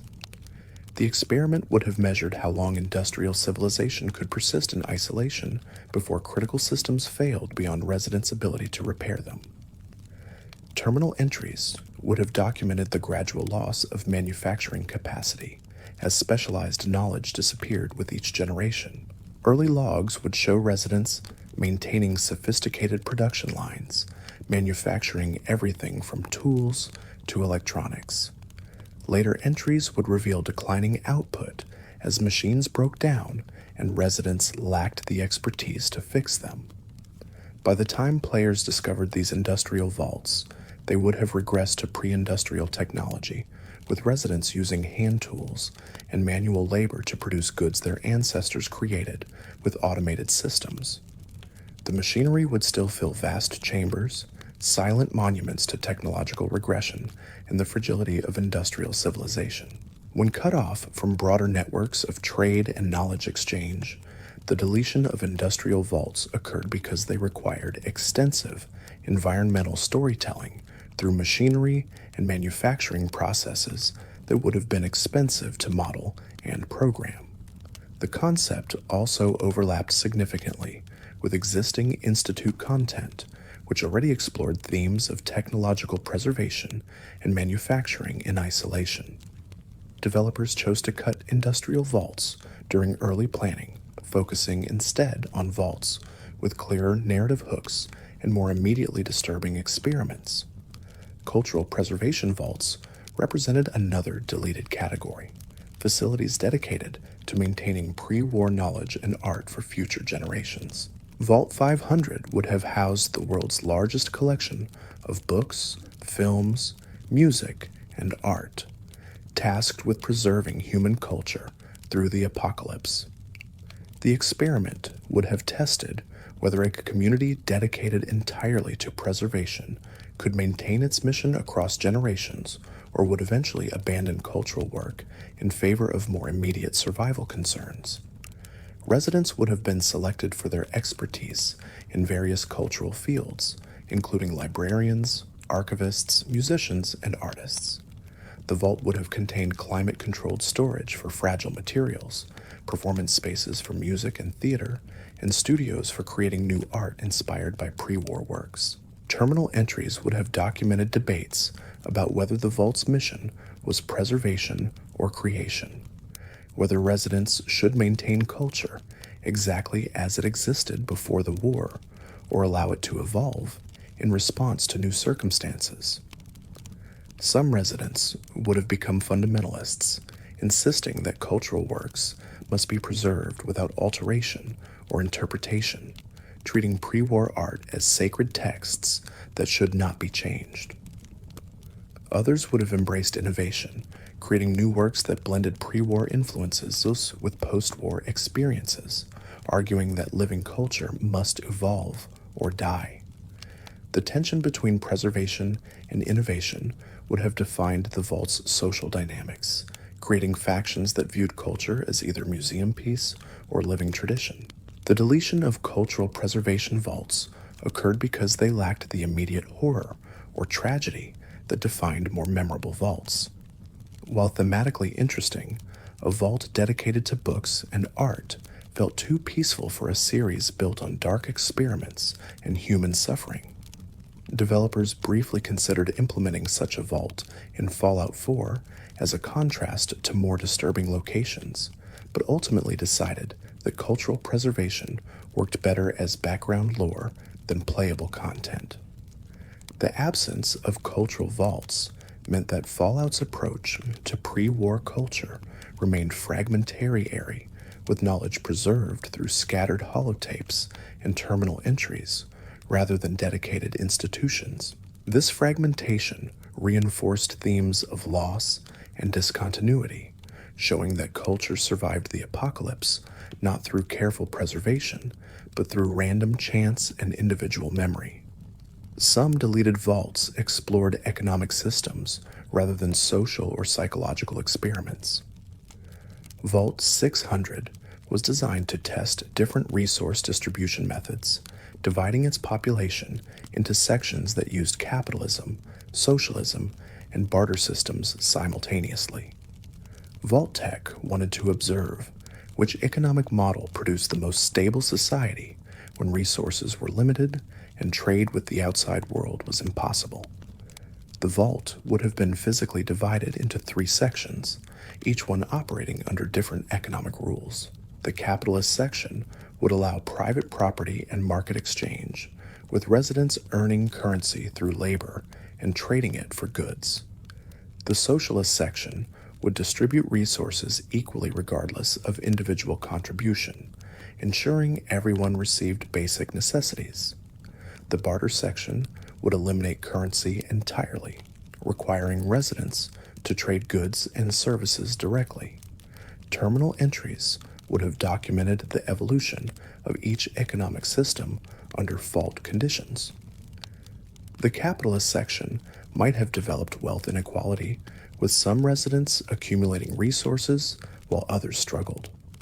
The socialist section might have faced motivation problems, with residents questioning why they should work hard when everyone received equal shares.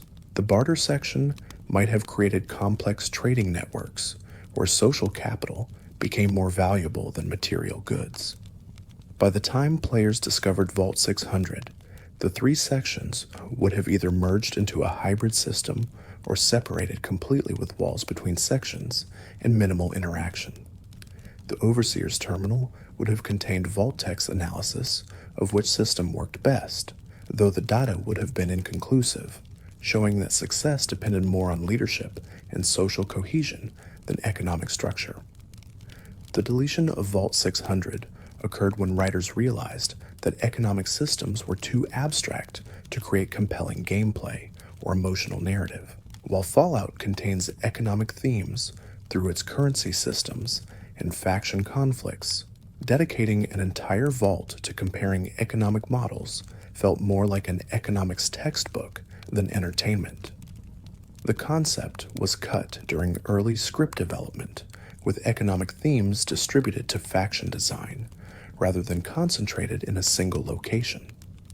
Deleted vaults sometimes explored existential questions that proved too philosophical for mainstream audiences. Vault 700 was designed to test whether life has meaning when survival is guaranteed, placing residents in an environment where all needs were automatically met and no effort was required to continue living. The experiment sought to determine whether humans would find purpose in a post-scarcity environment or descend into nihilism and apathy when freed from survival pressures. The vault would have featured automated systems that provided food, water, shelter, medical care, and entertainment without requiring resident participation.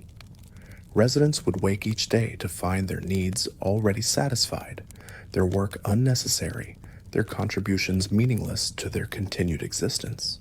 Terminal entries would have documented their struggle to find purpose when survival required nothing from them. Some residents would have created arbitrary challenges, imposing rules on themselves to simulate the difficulties their ancestors faced. Others would have embraced leisure, spending entire lives in passive consumption of pre-war entertainment. Still, others would have descended into depression, unable to find meaning in existence that demanded nothing and offered everything. The overseer's logs would have tracked suicide rates, productivity levels, and subjective happiness measures, treating residents' existential crises as data points in Vault-Tec grand experiment. By the time players discovered Vault 700, it would have been a paradise empty of people, its automated systems still functioning perfectly while providing for no one. The residents would have left or died decades earlier, unable to sustain themselves psychologically in an environment that sustained them physically. The vault would have served as a meditation on the relationship between meaning and struggle, suggesting that humans require adversity to find purpose. The deletion of Vault 700 occurred because its themes were too abstract and philosophical for a game that worked best with concrete horror and tangible tragedy. While Fallout explores existential questions through environmental storytelling, dedicating an entire vault to the meaning of life felt pretentious and potentially boring. Developers cut the concept during brainstorming, recognizing that players wanted action and discovery rather than philosophical contemplation. Some deleted vaults were planned as multiplayer locations for Project V13, the canceled Fallout MMO. These vaults would have served as social hubs, dungeons, and PvP arenas, requiring gameplay mechanics that single-player Fallout games could not support. Vault 800 was designed as a trading hub where players could meet to exchange items and form groups, with the vault's experiment involving economic systems that encouraged cooperation and competition simultaneously. The vault would have featured multiple marketplaces, each one operating under different trading rules. One marketplace would have allowed free trade with no restrictions, creating a pure capitalist economy. Another would have imposed price controls and rationing, testing whether regulated markets could prevent exploitation. A third would have operated on reputation systems, where trade was based on social standing rather than material wealth. Players would have needed to navigate these different economic zones to acquire rare items or complete quests. Terminal entries would have provided lore explaining that Vault 800 was designed to become the economic center of post-war America, a neutral trading ground where different factions could meet without violence. The experiment would have tested whether economic interdependence could prevent conflict, whether the need for trade would force enemies to cooperate despite their differences. The Vault's history would have shown partial success with temporary peace during prosperous times, but violent conflict whenever resources became scarce. The cancellation of Project 513 meant that Vault 800 never became playable, though some of its concepts influenced trading hubs in later Fallout games. The deleted vault represents how multiplayer design affects content creation, with social features requiring different narrative approaches than single-player experiences. The absence of Vault 800 from released games meant that Fallout's trading remained individualistic rather than communal, preserving the series' focus on lone wanderers rather than interconnected communities. Another Project 513 vault was Vault 900, designed as a PvP arena where players could compete in gladiatorial combat for rewards. The Vault's experiment would have involved forcing residents to fight each other for resources, testing whether scarcity would transform civilized people into warriors. The setup would have created a perpetual state of competition where only the strong survived and cooperation was punished rather than rewarded. The Vault would have featured multiple arena configurations, from tight corridors for close combat to open spaces for ranged battles. Players would have entered as teams or individuals competing for loot drops and territory control. The lore would have explained that Vault 900's overseer believed humanity's future belonged to the strong and deliberately created conditions that weeded out weakness through constant conflict. Terminal entries would have documented the Vault's degeneration from civilized society into tribal warfare, with residents forming clans and developing combat-focused cultures. Early logs would show resistance to the fighting system, with residents trying to subvert the rules and share resources peacefully. Later entries would reveal how scarcity and violence gradually transformed even peaceful residents into warriors, showing that environment shapes behavior more than individual character. The deletion of Vault 900 through Project V13's cancellation meant that Fallout never fully explored forced combat as a social experiment. Though similar themes appear in vaults, like Vault 11, where residents were pressured into violence, the multiplayer aspect would have allowed players to experience this experiment firsthand rather than discovering its aftermath, creating more visceral engagement with Vault-X cruelty. Deleted vaults sometimes reflected changes in development team composition, as staff turnover brought new creative visions. Vault 1000 was planned by early Bethesda writers as a facility where residents gradually forgot they were in a vault with false windows, showing artificial landscapes and propaganda convincing them they lived in a normal, pre-war town. The experiment would have tested whether people could be made to forget apocalypse itself when surrounded by convincing simulation. The vault would have featured elaborate set dressing, creating the illusion of a thriving pre-war suburb, complete with fake sunshine through ceiling panels, recorded bird songs, and artificial weather. Residents would have been fed false memories through subliminal messaging and drugged food, gradually replacing their real experiences with manufactured ones. Terminal entries would have documented the process of memory alteration, showing how easily human identity could be rewritten when information was controlled completely. Some residents would have resisted the conditioning, noticing inconsistencies in the false environment and trying to wake others from the shared delusion. Their logs would have documented growing isolation as everyone else accepted the simulation, leaving questioners to doubt their own sanity. The Overseer's terminal would have tracked the percentage of residents successfully conditioned, treating human memory as just another variable to be manipulated. If you're still awake halfway through, maybe subscribe before you drift off and tell me what time it is where you're watching from. The deletion of Vault 1000 occurred when new writers joined Bethesda and advocated for different experimental themes. The concept felt too similar to Vault 112's virtual reality simulation and would have created redundancy across the game's Vault content. The Vault was cut during mid-development of Fallout 4 with some of its memory alteration themes redistributed to the Institute's synth programming, rather than concentrated in a dedicated vault. As development continues across Fallout games, new vaults are deleted with each iteration, while old deleted vaults sometimes resurface in modified forms.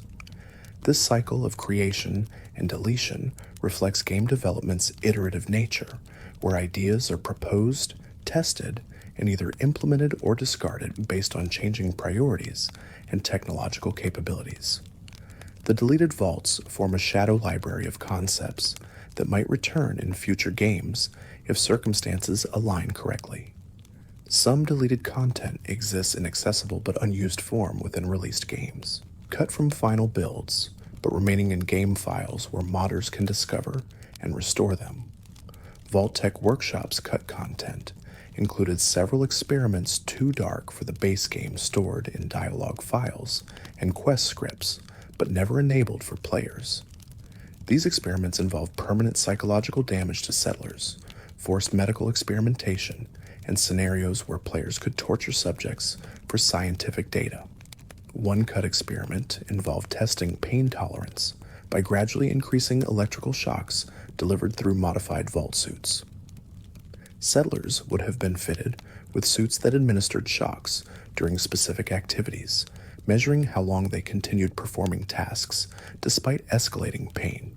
The experiment's dialogue revealed Barstow discussing the importance of understanding human limits, treating pain as just another variable to quantify and catalog. Another cut experiment involved sleep deprivation through smart alarms that prevented deep sleep cycles. Settlers would have experienced increasing fatigue and psychological breakdown as the experiment continued with dialogue options, allowing players to increase deprivation levels or provide minimal relief.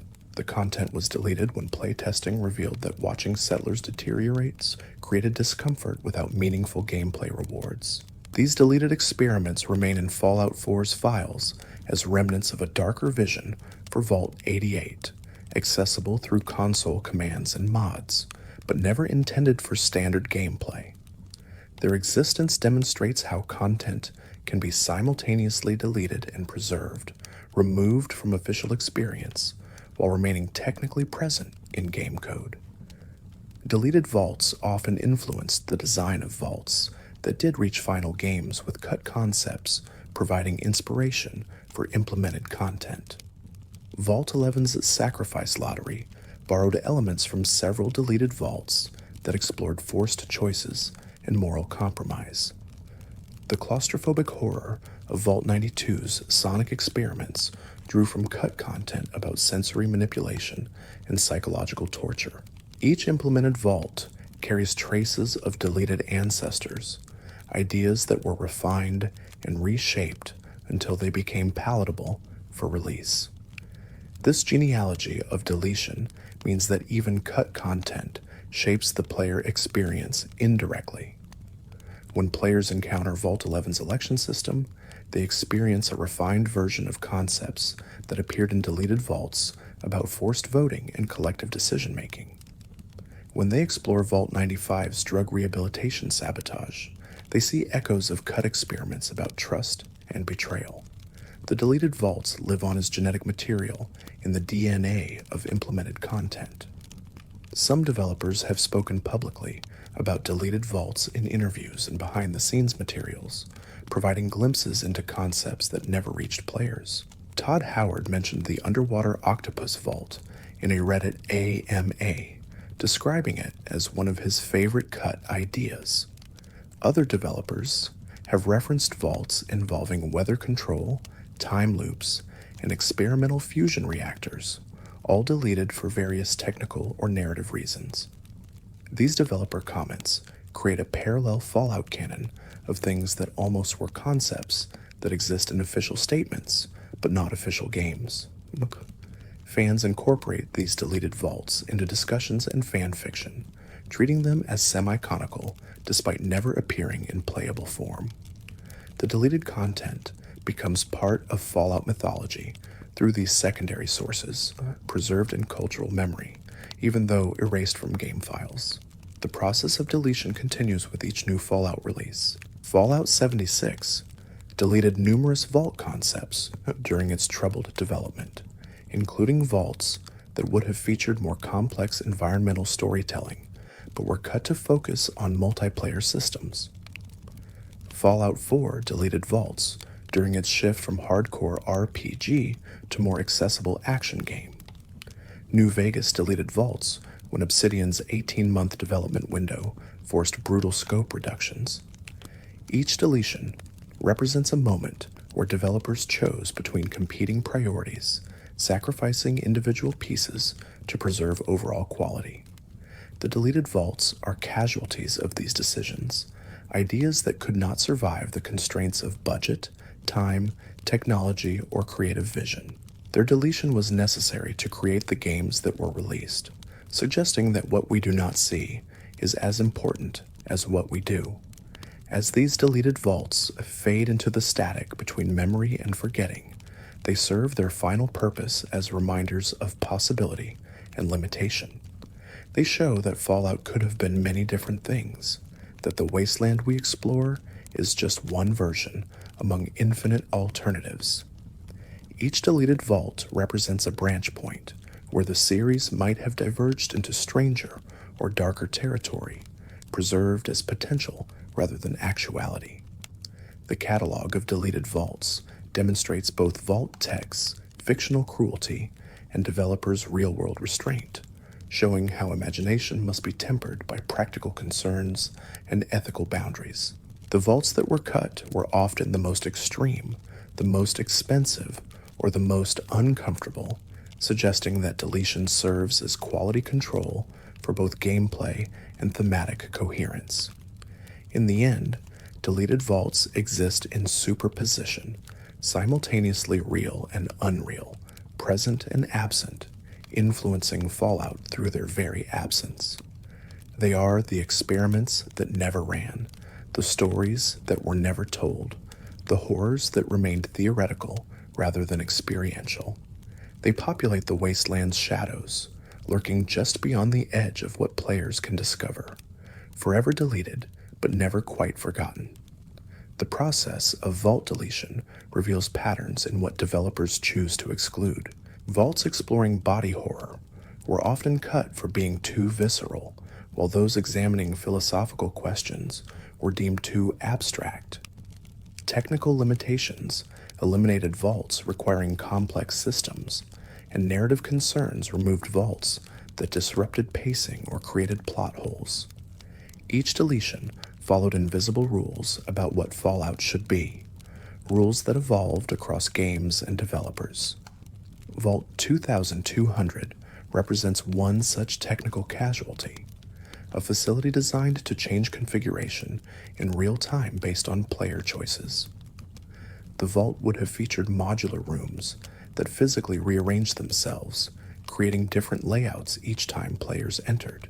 This dynamic architecture would have reflected Vault Tech's experiment in environmental adaptation, testing whether residents could maintain sanity when their physical surroundings constantly shifted without warning.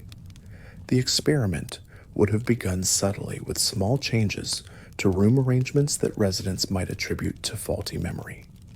Over time, the shifts would have become more dramatic, with entire sections of the vault moving overnight, familiar paths disappearing, and new corridors appearing where walls once stood. Terminal entries would have documented residents' growing confusion as they tried to map a space that refused to stay mapped, their diagrams becoming useless almost immediately after creation. Some residents would have adapted by abandoning spatial memory entirely, learning to navigate by immediate perception rather than mental maps. Others would have descended into paranoia, convinced that someone was deliberately rearranging the vault to disorient them.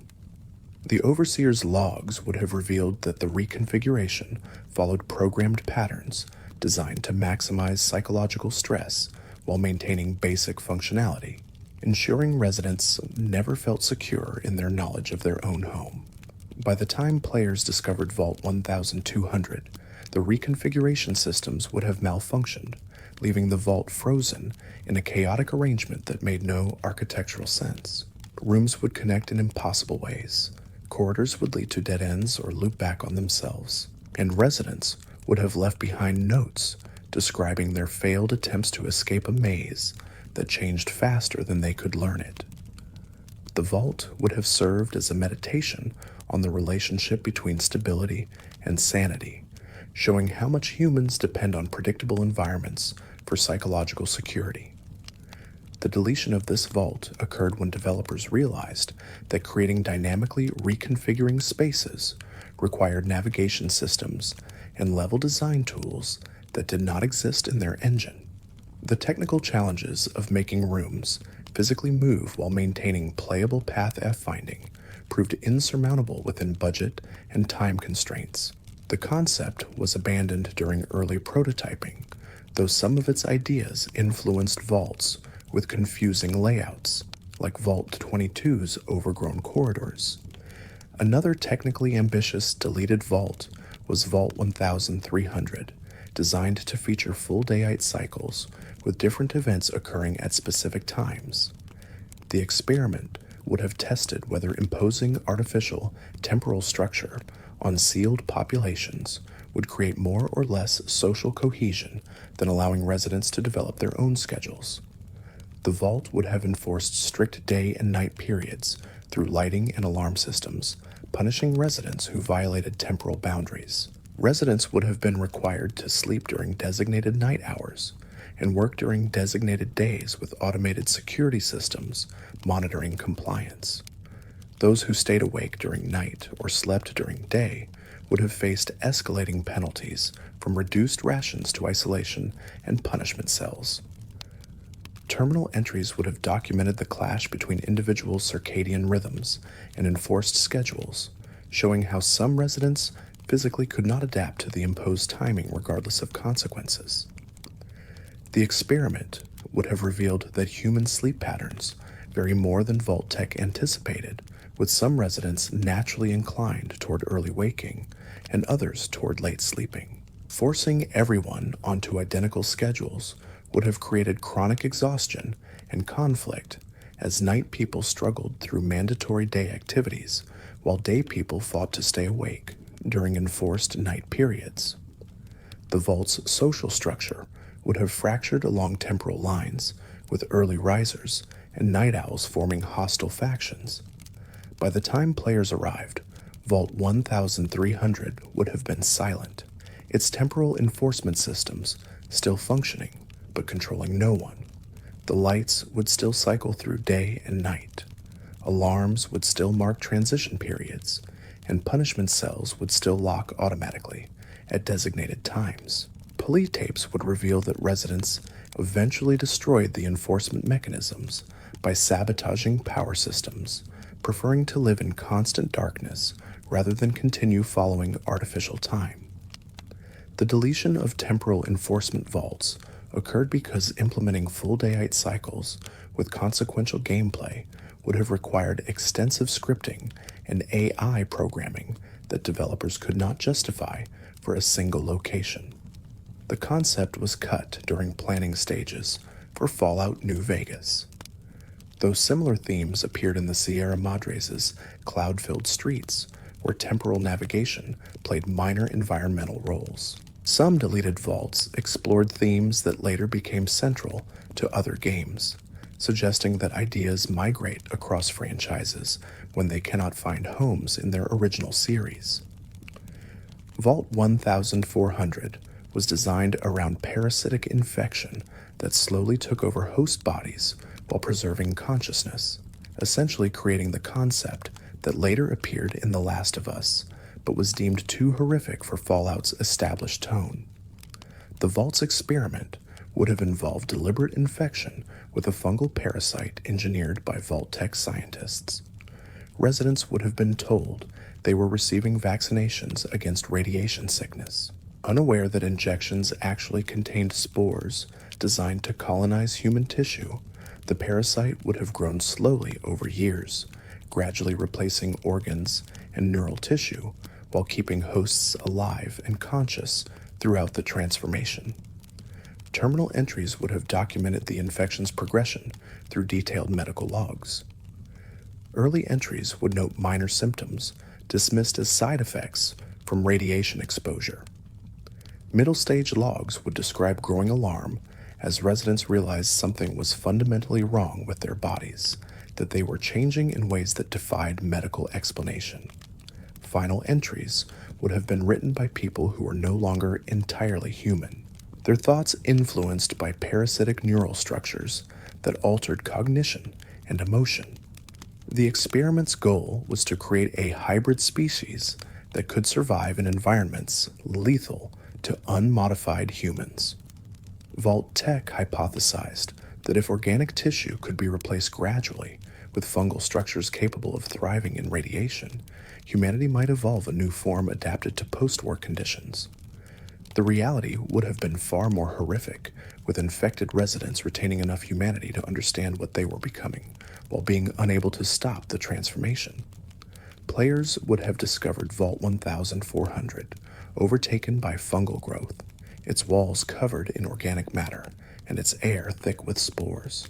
The infected residents would still be alive in some sense, their bodies integrated into the fungal network that had consumed the vault. Some would have retained enough individuality to communicate through writing or modified speech, begging for death or warning players to flee before infection spread beyond the sealed facility. The deletion of this parasitic vault occurred when writers realized the concept was too similar to body horror in other media and too graphically disturbing for Fallout's audience. The idea of conscious transformation into something non-human felt more appropriate for survival horror games than post-apocalyptic RPGs. The vault was cut during early concept development, though some of its themes reappeared in Vault 22's spore-infected population, significantly toned down and made less viscerally horrifying. Deleted vaults sometimes explored social experiments so subtle that players might not notice them without careful observation. Vault 1500 was designed to test the impact of minor architectural frustrations on long-term mental health. Every door in the vault would have been slightly too narrow, every ceiling slightly too low, every chair slightly too uncomfortable. The experiment measured whether constant minor physical irritation would accumulate into serious psychological damage over generations. Residents would have adapted to cramped spaces and uncomfortable furniture, developing hunched postures and careful movements to navigate an environment designed to be perpetually inconvenient. Children born in the vault would have grown up never knowing that doors should be wider or chairs should be comfortable, accepting discomfort as normal. Terminal entries would have tracked increasing rates of back problems, joint pain, and repetitive stress injuries caused by poorly designed spaces. The psychological impact would have been harder to measure, but equally significant. Residents would have developed shorter tempers and reduced patience as constant minor irritations wore down their emotional reserves. Social conflicts would have escalated faster in an environment where everyone was already frustrated by their physical surroundings. The overseer's logs would have documented how architectural design could be weaponized through accumulation of small annoyances rather than single dramatic interventions. By the time players discovered Vault 1500, they would have immediately noticed the awkward proportions, experiencing firsthand the discomfort residents endured daily. The vault would have been abandoned long ago, its population having fled not because of dramatic crisis, but because they simply could not tolerate another day of bumping their heads on low ceilings and scraping their shoulders through narrow doors. The absence would have been more damning than violence, showing that even minor cruelty becomes unbearable when sustained indefinitely. The deletion of subtle discomfort vaults occurred when developers realized that creating intentionally frustrating spaces would make players dislike the game rather than the fictional vault tech. There was no way to communicate the experiment's subtlety without making the vault genuinely unpleasant to explore. The concept was abandoned during early design discussions, preserving player enjoyment at the expense of this particular narrative theme. Some deleted vaults were planned as crossum story arcs connecting multiple Fallout titles. Vault 1600 would have appeared in both Fallout 3 and Fallout 4, showing how the facility changed over the decades between games. The vault's experiment involved selective breeding to create humans with enhanced radiation resistance, essentially attempting to direct human evolution through controlled reproduction. In Fallout 3, players would have discovered Vault 1600 in its active phase, with residents still participating in the breeding program. The Overseer would have assigned reproductive partners based on genetic profiles, preventing residents from choosing their own relationships.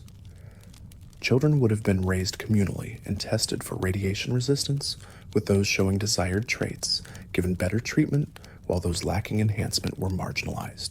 Terminal entries from the Fallout 3 era would have documented residents growing resistance to the breeding program as they realized their humanity was being sacrificed for abstract genetic goals. Some would have formed forbidden relationships with partners the overseer had not approved, risking punishment to maintain autonomy over their own bodies and affections. Others would have embraced the program, viewing themselves as architects of humanity's future evolution. In Fallout 4, players would have returned to Vault 1 1600 decades later to find it transformed. The breeding program would have succeeded in creating radiation-resistant humans who could survive in the glowing sea without protective gear. But these enhanced humans would have developed their own culture, viewing unmodified wastelanders as inferior and refusing to share their genetic advantages with the wider world. The Vault would have become isolationist, its residents convinced of their superiority and unwilling to integrate with normal humanity. The Crossum storyline would have explored how noble intentions can corrupt across generations, showing that the children of the breeding program grew up viewing their engineered superiority as natural and deserved. Quests in Fallout 4 would have involved deciding whether to force the Vault to share its genetic enhancements, allow it to remain isolated, or destroy the breeding program entirely to prevent a genetic elite from emerging in the wasteland. The deletion of cross-game vaults occurred when Bethesda decided that each Fallout game should stand alone rather than requiring knowledge of previous titles. Creating vaults that appeared in multiple games would have constrained storytelling and confused players who experienced games out of order. The concept was abandoned during early planning for Fallout 4, with genetic enhancement themes redistributed to the Institute's synth program instead. Another ambitious multi-game vault was Vault 1700, which would have appeared as an active settlement in Fallout New Vegas and his ruins in a later game. The Vault's experiment involved testing whether democratic governance could remain stable when faced with resource scarcity and external threats. Players in New Vegas would have been able to influence the Vault's elections and policy decisions, seeing direct consequences of their political interference. The Vault would have featured multiple NPC candidates with different governing philosophies, from authoritarian safety first approaches to libertarian minimal government positions. Players could have supported candidates through quests, sabotaged rivals through intrigue, or remained neutral observers. The election's outcome would have determined the Vault's fate, with some paths leading to prosperity and others to collapse. In the subsequent game, players would have returned to Vault 1700 to discover the long-term consequences of choices made in New Vegas. Vaults that elected authoritarian leaders might have become secure but oppressive, their populations safe but miserable. Vaults that chose libertarian governance might have achieved freedom but fractured into competing factions. The ruins would have told the story of how good intentions in one era created tragedy in the next. The deletion of this cross-game political vault occurred when Obsidian's development contract ended, and Bethesda decided against continuing New Vegas storylines in later games. The concept required coordination across studios and games that proved logistically impossible. The vault was cut during mid-development of New Vegas, though some of its democratic themes influenced Vault 11's election mechanics. Deleted vaults sometimes reflected real-world historical events in ways that developers later decided were too close to actual tragedies. Vault 1800 was designed as a parallel to Japanese internment camps during World War II, exploring forced relocation and cultural erasure through the lens of Vault-Tec experiments. The vault would have housed exclusively Asian American residents, testing whether cultural identity could survive when deliberately suppressed through environmental and social engineering. The experiment would have involved prohibiting native languages, confiscating cultural artifacts, and punishing displays of ethnic identity. Vault Tech wanted to observe whether cultural assimilation could be forced through isolation and pressure, treating human diversity as a problem to be solved, rather than a characteristic to preserve. Residents would have been told that cultural homogeneity was necessary for Vault survival, that maintaining separate identities would create conflict and division. Terminal entries would have documented residents' resistance to cultural erasure, showing how they preserved languages and traditions through secret teaching and hidden practices. Some would have outwardly complied while privately maintaining their heritage, creating double lives where public conformity masked private preservation. Others would have internalized the pressure, abandoning their culture to gain acceptance within the Vault's enforced monoculture. The Vault would have served as commentary on real-world assimilation pressures and the resilience of cultural identity in the face of systematic suppression. By the time players discovered it, Vault 1800 would have been divided between residents who successfully preserved their heritage and those who lost it, creating intergenerational conflict between elders who remembered and youth who had been raised in enforced cultural amnesia. The deletion of culturally specific faults occurred when developers realized they lacked the expertise and sensitivity to handle such loaded historical parallels appropriately. Creating content about cultural erasure required extensive consultation with affected communities and carried significant risk of causing offense or perpetuating stereotypes. The concept was abandoned during early discussions for Fallout 4, with developers choosing to avoid explicit racial and cultural themes in favor of more generalized social experiments.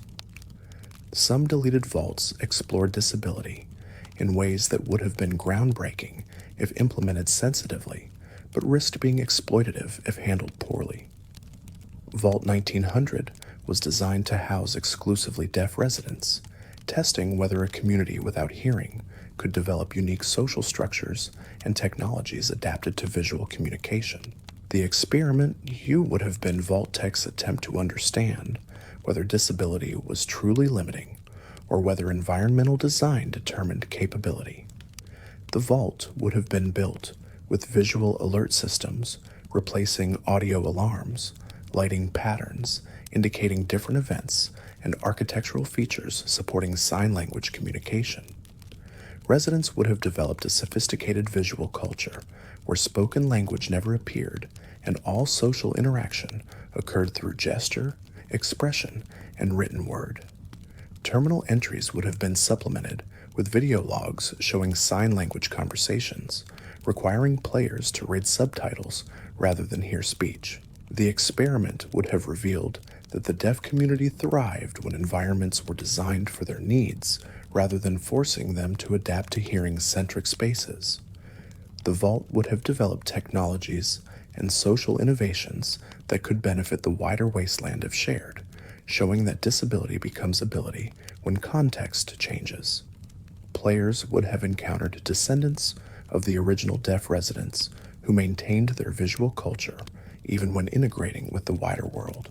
The deletion of disability-focused vaults occurred because developers lacked confidence in their ability to portray disabled communities authentically without falling into inspiration porn or savior narratives.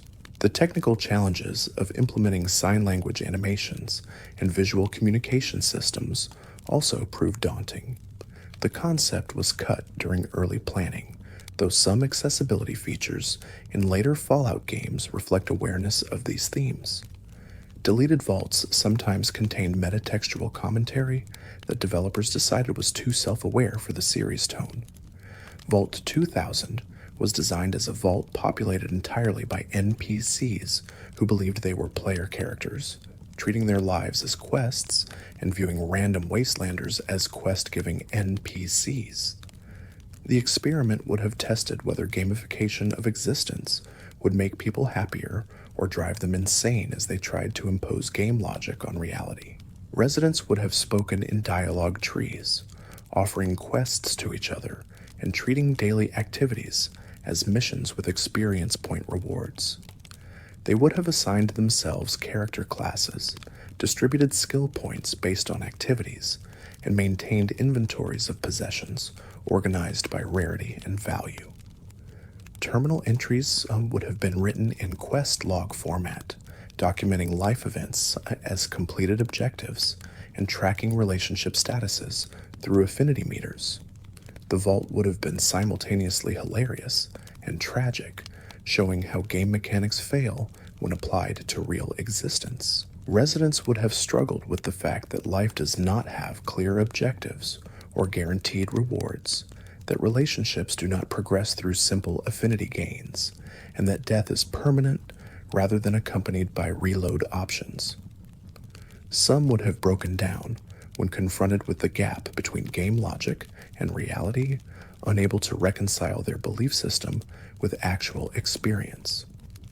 By the time players discovered Vault 2000, the NPCs would have recognized that they were NPCs after all, experiencing existential crises as they realized their entire worldview was based on false premises. The Vault would have served as commentary on gaming culture and the dangers of trying to apply game logic to real life. But developers felt this level of meta-commentary would break immersion too completely. The deletion of metatextual vaults occurred when writers decided that while Fallout could reference games and gaming culture, making that commentary central to an entire location felt too much like inside baseball that would alienate players unfamiliar with gaming discourse. The concept was cut during brainstorming sessions, preserving Fallout's fourth wall while allowing occasional winks to the audience. As we approach the final moments before sleep, the catalog of deleted vaults reminds us that every created world contains multitudes of uncreated alternatives. The vaults that were cut shaped Fallout as profoundly as those that remained, defining boundaries through exclusion and preserving coherence through deletion. Each removed experiment represents a conversation between ambition and restraint, imagination and implementation, possibility and practical reality. The deleted vaults exist now in a liminal space between memory and mythology, neither fully present nor entirely absent. They influence fan discussions, inspire modifications, and shape expectations for future games, even though they never achieved canonical existence. In this sense, a deletion is not destruction, but transformation, converting implemented content into theoretical alternatives that enrich the series through their very absence. These experiments that never were serve as reminders that game development involves as much subtraction as addition, that creating coherent experiences requires cutting as rigorously as composing. The vaults that survived deletion did so by fitting within invisible parameters of technical feasibility, tonal consistency, and audience expectation. Those that were cut failed one or more of these tests, their deletion preserving the fallout that exists by preventing the fallout that might have been.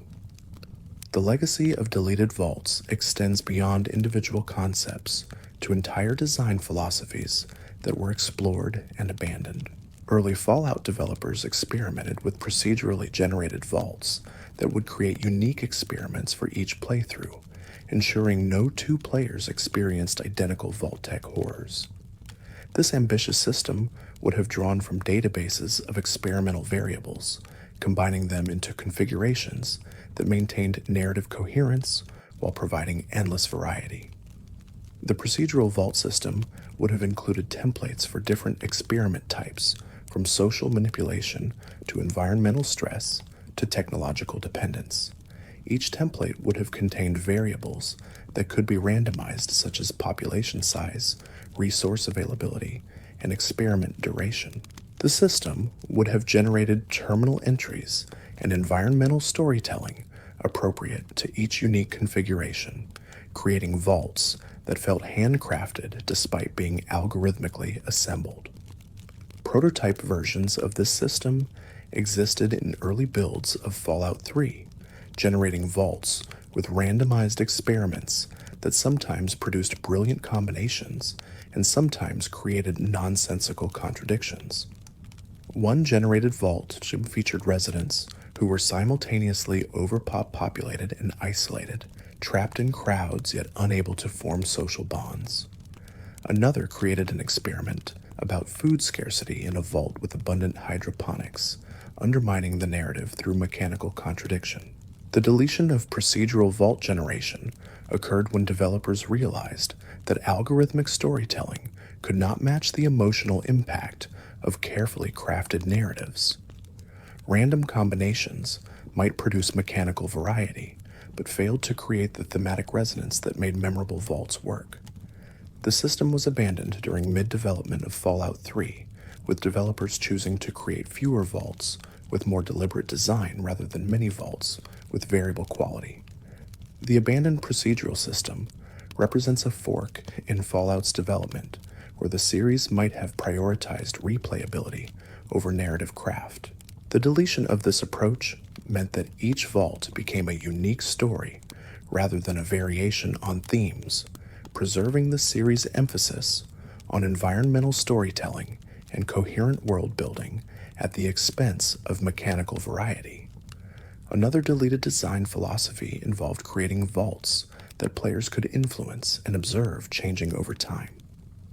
Vault 2100 would have featured a population that responded dynamically to player actions, with social structures and experiments evolving based on choices made during repeated visits. This living vault would have remembered player interactions across multiple play sessions, creating persistent consequences that accumulated over the course of a full playthrough. The vault's experiment would have tested social resilience by introducing external disruptions at intervals.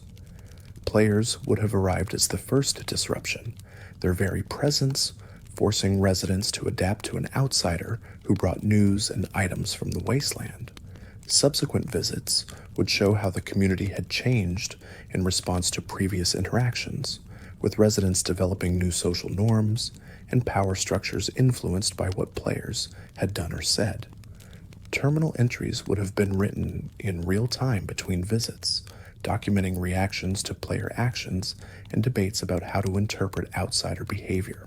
Residents would have formed factions based on different interpretations of the player's role, some viewing the player as savior, while others saw them as threat.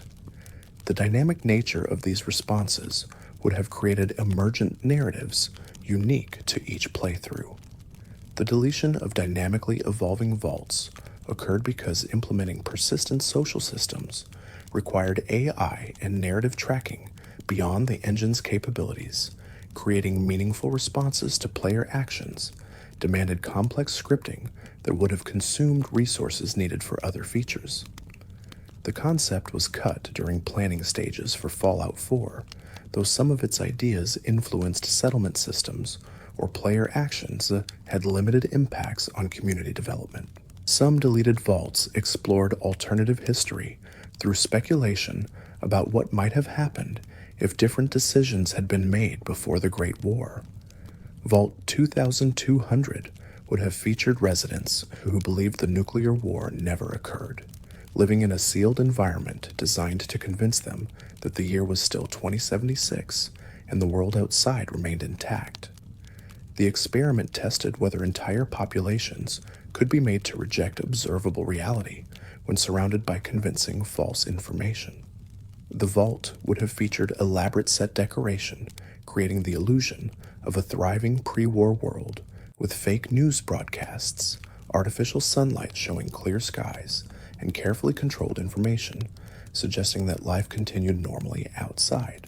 Residents would have gone about daily routines believing they were participating in an extended shelter drill, that the vault would eventually open to reveal an unchanged world waiting for their return. Terminal entries from vault staff would have documented the ethical struggles of maintaining this elaborate deception. Some overseer logs would have questioned whether sparing residents the knowledge of apocalypse was mercy or cruelty, whether protecting them from truth served their interests or simply made them easier to control. Other entries would have revealed the psychological toll on staff members who knew the truth but could never acknowledge it openly. By the time players discovered Vault 2200, the deception would have been maintained across multiple generations. Residents born inside the vault would have grown up believing the nuclear war was ancient history from the 21st century, that their grandparents' memories of entering the vault were preparation for a drill that had simply lasted longer than expected. The cognitive dissonance required to maintain these beliefs in the face of contradictory evidence would have created a fragile social structure ready to collapse if truth ever penetrated the carefully constructed lies. The deletion of reality denial vaults occurred when writers realized the concept too closely resembled Vault 112's virtual reality simulation. Creating a vault based on false information felt redundant when another vault already explored simulated reality themes. The concept was cut during early script development for Fallout 4, with some of its themes about deception and social control redistributed to other locations. Deleted vaults sometimes contained social commentary that developers decided was too overtly political for a mainstream entertainment product. Vault 2300 was designed to explore wealth inequality through an experiment where resources were deliberately distributed unequally, with some residents receiving abundance, while others struggled with scarcity, despite identical contributions to community welfare. The vault would have been divided into economic tiers, with residents assigned to wealth brackets based on arbitrary criteria unrelated to ability or effort. Upper-tier residents would have received spacious quarters, quality food, and access to entertainment and education. Lower-tier residents would have been crowded into minimal spaces with subsistence rations and no recreational resources. The experiment tested whether a population would accept inequality when it was presented as necessary for vault survival. Terminal entries would have documented the development of justification narratives used to rationalize inequality. Upper-tier residents would have convinced themselves that they deserved better treatment through superior genetics, harder work, or greater contributions, despite evidence showing equal effort across tiers. Lower-tier residents would have internalized their poverty, viewing themselves as failures who had not earned access to basic comforts. Some residents would have resisted the inequality, organizing attempts to redistribute resources more fairly. The overseer's logs would have revealed that Vault Tech deliberately sabotaged these resistance efforts while making them appear to fail through natural causes, testing how many times people would attempt reform before accepting that change was impossible. The experiment sought to determine at what point populations abandoned hope for equity and learned to accept stratification as inevitable. The deletion of wealth and equality vaults occurred when developers realized that any commentary on economic systems would inevitably be interpreted as taking political positions on contemporary debates. Creating content about inequality meant entering discussions about capitalism, socialism, and distributive justice that risked alienating portions of the audience. The concept was cut during early planning to preserve Fallout's ability to comment on political themes through allegory rather than direct engagement. Another politically charged deleted vault was Vault 2400, designed to explore nationalism and tribal identity through an experiment that divided residents into artificial nations based on randomly assigned characteristics. The vault would have tested whether people would develop loyalty to arbitrary groups if given flags, anthems, and origin stories distinguishing them from neighbors who were otherwise identical. Residents would have been assigned to different national groups upon entering the vault, given identification documents and cultural artifacts creating the appearance of distinct ethnicities, despite sharing common ancestry. Children would have been taught that their assigned nationality represented fundamental identity rather than administrative categorization. The experiment measured how quickly artificial divisions would create genuine animosity and whether people would fight over differences they knew were fabricated. Terminal entries would have shown the gradual transformation of administrative categories into deeply held identities.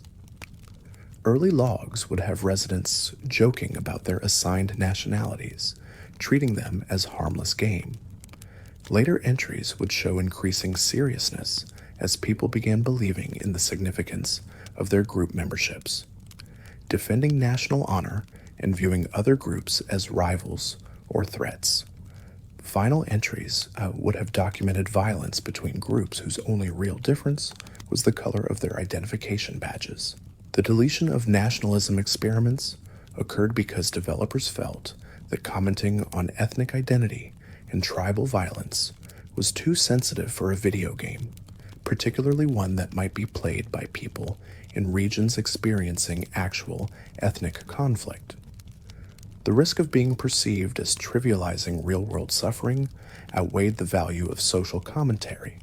The vault was cut during concept development, with some of its themes about arbitrary divisions appearing in more abstract forms through faction conflicts. Some deleted vaults explored religious themes that developers decided were too controversial for mainstream audiences. Vault 2500 would have tested the development of religious belief in populations deliberately isolated from traditional faiths. Residents would have been prohibited from practicing any established religion, with Vault Tech observing whether new religious systems would emerge spontaneously or whether secularism would persist across generations. The Vault would have confiscated all religious texts and artifacts upon sealing, preventing residents from passing traditional beliefs to their children. The experiment hypothesized that religion serves specific psychological and social functions that would manifest even without established traditions to channel them. Vault Tech wanted to observe what forms of belief would emerge when people were free to create spiritual systems without inheritance from pre-war religions. Terminal entries would have documented the emergence of cargo cults around Vault technology, with residents developing rituals and beliefs treating mechanical systems as divine entities. Some residents would have created origin myths explaining the Vault's existence through supernatural rather than technological means. Others would have developed elaborate cosmologies, treating the wasteland as hell and the Vault as purgatory or souls awaited judgment. By the time players discovered Vault 2500, it would have developed a complex religious tradition completely disconnected from pre-war faiths. Residents would have created their own sacred texts, built shrines to Vault machinery, and established priestly hierarchies maintaining manufactured traditions. The Overseer's Terminal would have contained Vault text observations on the inevitability of religious thinking, treating spirituality as a universal human trait that would manifest regardless of cultural inheritance. The deletion of religion-focused vaults occurred because developers wanted to avoid controversy around faith and secular criticism. Creating content that portrayed religion as purely sociological phenomenon risked offending religious players, while suggesting that spirituality was inevitable risked alienating secular audiences. The concept was cut to preserve Fallout's ability to include religious factions like the Children of Adam without making broader statements about faith itself. Deleted vaults sometimes explore gender and sexuality in ways that would have been progressive if implemented well, but controversial if handled poorly. Vault 2600 was designed to feature a population where gender categories were deliberately eliminated, testing whether people would develop new identity systems or revert to traditional binaries when raised without gender socialization. The Vault would have prohibited gender-specific pronouns, clothing, or roles, raising children in an environment where biological sex existed but social gender did not. The experiment tested whether gender identity was innate or socially constructed by removing cultural frameworks that typically define masculine and feminine categories. Vault-Tech wanted to observe whether residents would create new gender systems, adopt pre-war categories despite lack of socialization, or develop entirely different ways of understanding identity. Terminal entries would have documented the complex relationship between biological sex and social identity that emerged in the vault. Some residents would have felt internal pulls toward identities resembling traditional gender categories, suggesting innate components to gender expression. Others would have developed entirely novel identity frameworks, disconnected from binary systems. The vault's social structure would have evolved unique approaches to relationships, family, and social organization when freed from gendered assumptions. The deletion of gender elimination vaults occurred because developers lacked confidence in their ability to handle these themes with the nuance they required. Creating content about gender identity meant entering ongoing cultural debates where mistakes could cause significant harm to real people. The concept was cut during early discussions to avoid risking insensitive portrayals that might damage the Fallout brand. As the darkness deepens and the boundary between waking and sleeping blurs, these final deleted vaults remind us that some experiments were too sensitive, too controversial, or too complex to implement within the constraints of commercial game development. They represent the outer boundaries of what vault tech might have done if no ethical or practical limits had constrained imagination. The complete catalog of deleted vaults numbers in the hundreds, each one representing a choice point where developers decided what stories deserved telling and what themes should remain unexplored. Some deletions improved the series by removing redundancy or focusing narrative energy. Others represent missed opportunities to engage with difficult questions through the safety of fictional distance. The deleted vaults collectively form a shadow Fallout, a parallel wasteland populated by experiments that never ran and stories that were never told. They exist in design documents, developer interviews, and the collective imagination of fans who wonder what might have been. In this liminal space between creation and deletion, the vaults achieve a strange immortality through absence, forever present as possibilities that shape expectations for future games. As consciousness fades and dreams approach, the deleted vaults recede into the static between thought and unconsciousness. They remain where they have always been, in the space between what was imagined and what was made, deleted but not forgotten, absent but still influential, theoretical but somehow more real for never having been implemented. They are Fallout's ghosts, haunting the wasteland through their very absence, shaping the series through the experiments they never conducted and the stories they never told. Thanks for watching. If you enjoyed drifting through these quiet moments, there's another video waiting on the left of your screen. Let it play while you rest. You might discover something gentle before sleep takes you.